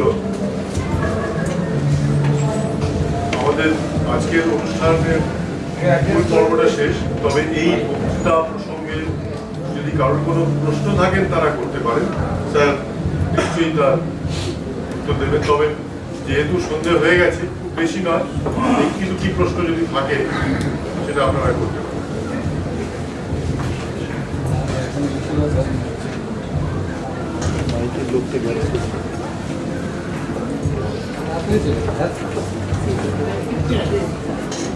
কারোর কোনো যদি প্রশ্ন থাকে, বিশেষ করে স্কুলের এখনকার যে সমস্ত ছাত্র এসছে যে তিনজন, তাদের যদি জিজ্ঞেস করার থাকে বা যে কারো ফ্রম হাউস।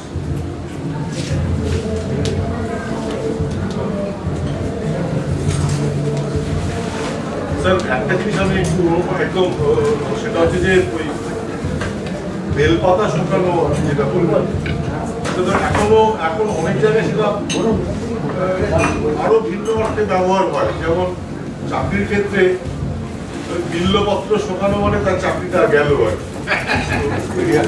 কিন্তু আপনি যেটা বলেন যে বেলপাতা শুভ, সেটা শুভ কাজে যাওয়ার জন্য বেলপাতা শোকানো, এখন একদম উল্টো অর্থে ব্যবহার হয়।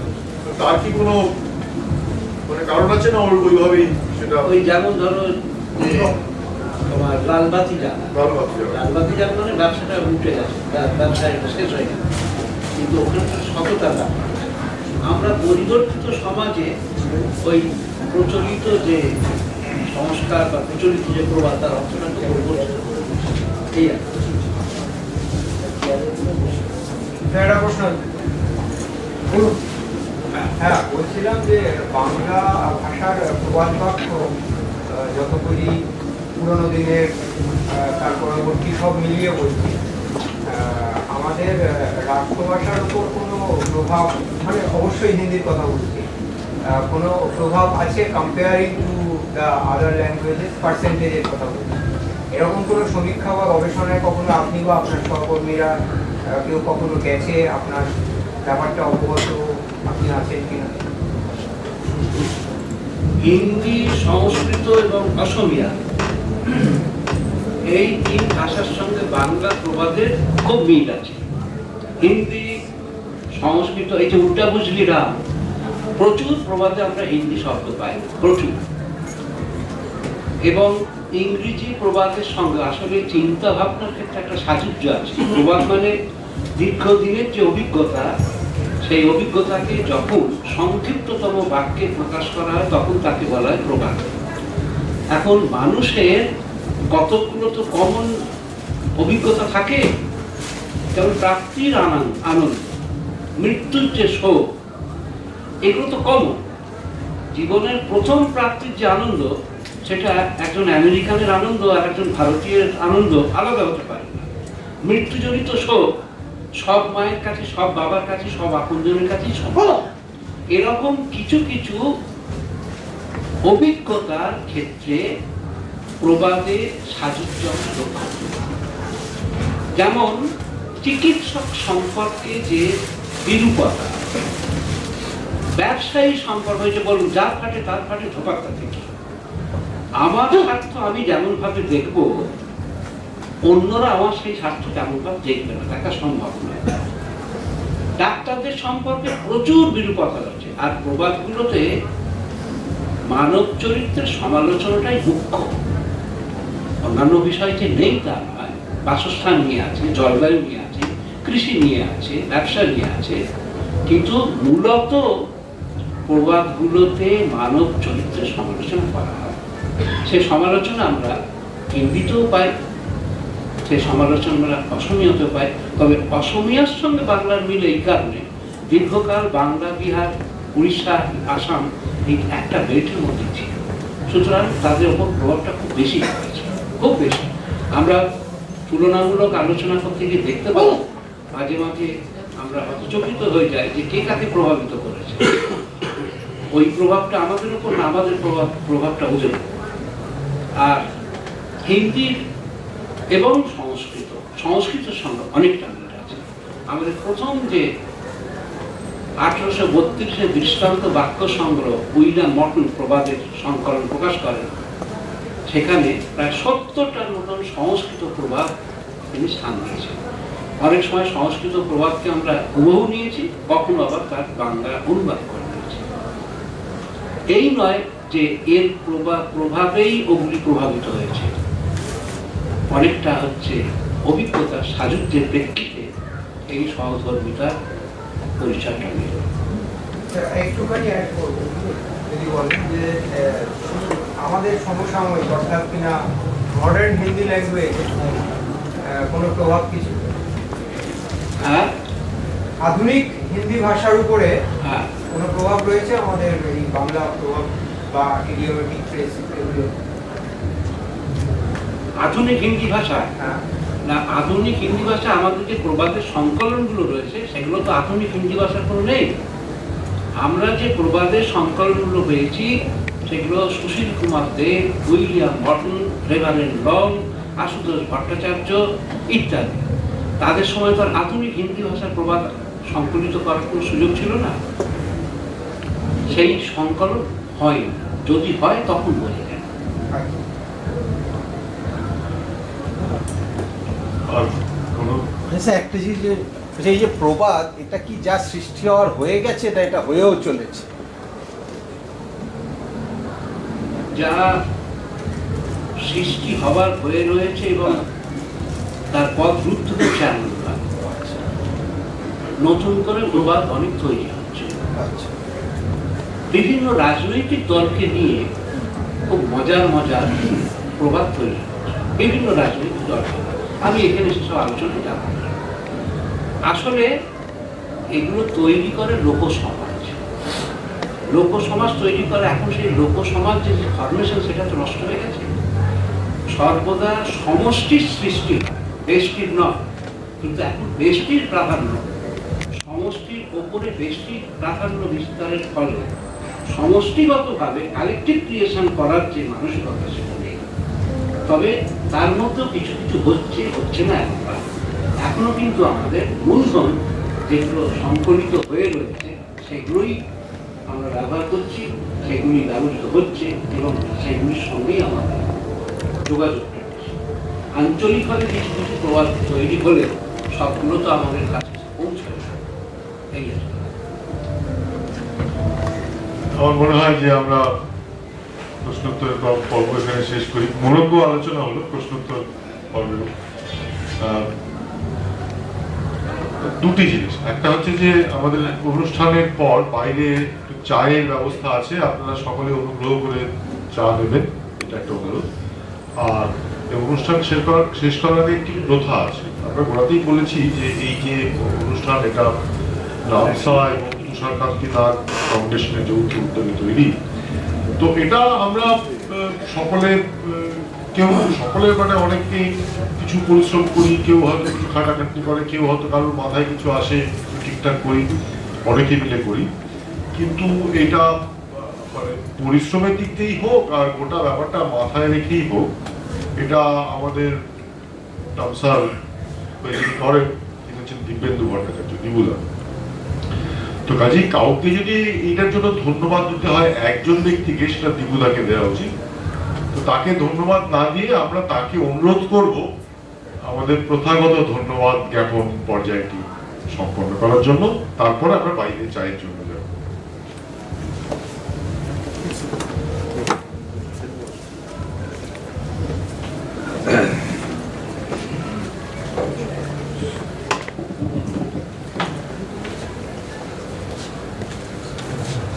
শ্রদ্ধেয় বরুণ বাবু, আমার দাদা স্থানীয় পবিত্র কুমার নাগ মহাশয়, আমার সহযোগীরা এবং বন্ধুরা, আজকের এই মনোজ্ঞ অনুষ্ঠান নামসার আয়োজন দ্বিতীয় বর্ষে পড়ল। আমরা সবাই খুব আনন্দিত যে আমরা সকলের সঙ্গে আজকের অনুষ্ঠানটা করতে পারলাম। নামসার যারা এই অনুষ্ঠানটা আয়োজন করতে তাদের সময় এবং প্রচেষ্টা যোগ করেছে, তাদের সবাইকে ধন্যবাদ জানাই। আশা করি আগামী দিনে আমরা এই অনুষ্ঠান আবার করতে পারবো। এটা আমাদের একটা প্রতি বছর করার মতোই একটা অনুষ্ঠান হিসাবে এখন আমাদের কর্মসূচিতে যোগ হয়েছে। আমরা যে বাকি অনুষ্ঠানগুলো করি, পুনর্মিলন, সাংস্কৃতিক অনুষ্ঠান, এগুলোর সঙ্গে তুষারকান্তি নাগ ফাউন্ডেশনের সহযোগিতায় এই দুটি অনুষ্ঠান হলো যে আগে শুনেছেন আপনার সঞ্চালকের মুখে, আমাদের সভাপতির মুখে, সেই অনুষ্ঠানটা প্রতি বছরই আমরা করব এবং আগামী দিনে এটাকে আরও যাতে শ্রীবৃদ্ধি করা যায় তার জন্য নিশ্চয়ই আমরাও চেষ্টা করব। যাদের যা সাজেশন আছে তার আমাদের দিলে এটাকে আরও কী করে ভালো করে করা যায়, তার জন্য সব রকম সাজেশন আমরা সবসময় গ্রহণ করতে আগ্রহী। আশা করি আপনাদের সবার ভালো লেগেছে এবং আগামী দিনে আমাদের এই অনুষ্ঠানে আপনারা আরও বেশি করে অংশগ্রহণ করবেন এবং নামসাকে আরও এগিয়ে নিয়ে যাবেন। আশা করি নামসা আরও শক্তি সঞ্চয় করবে এবং আগামী দিনে এখন যতটুকু সামাজিক দায়বদ্ধতা নামসা করছে এই ধরনের অনুষ্ঠানের মাধ্যমে, সেগুলোকে আরও শক্তিশালী করতে সবাই সাহায্য করবে। ধন্যবাদ।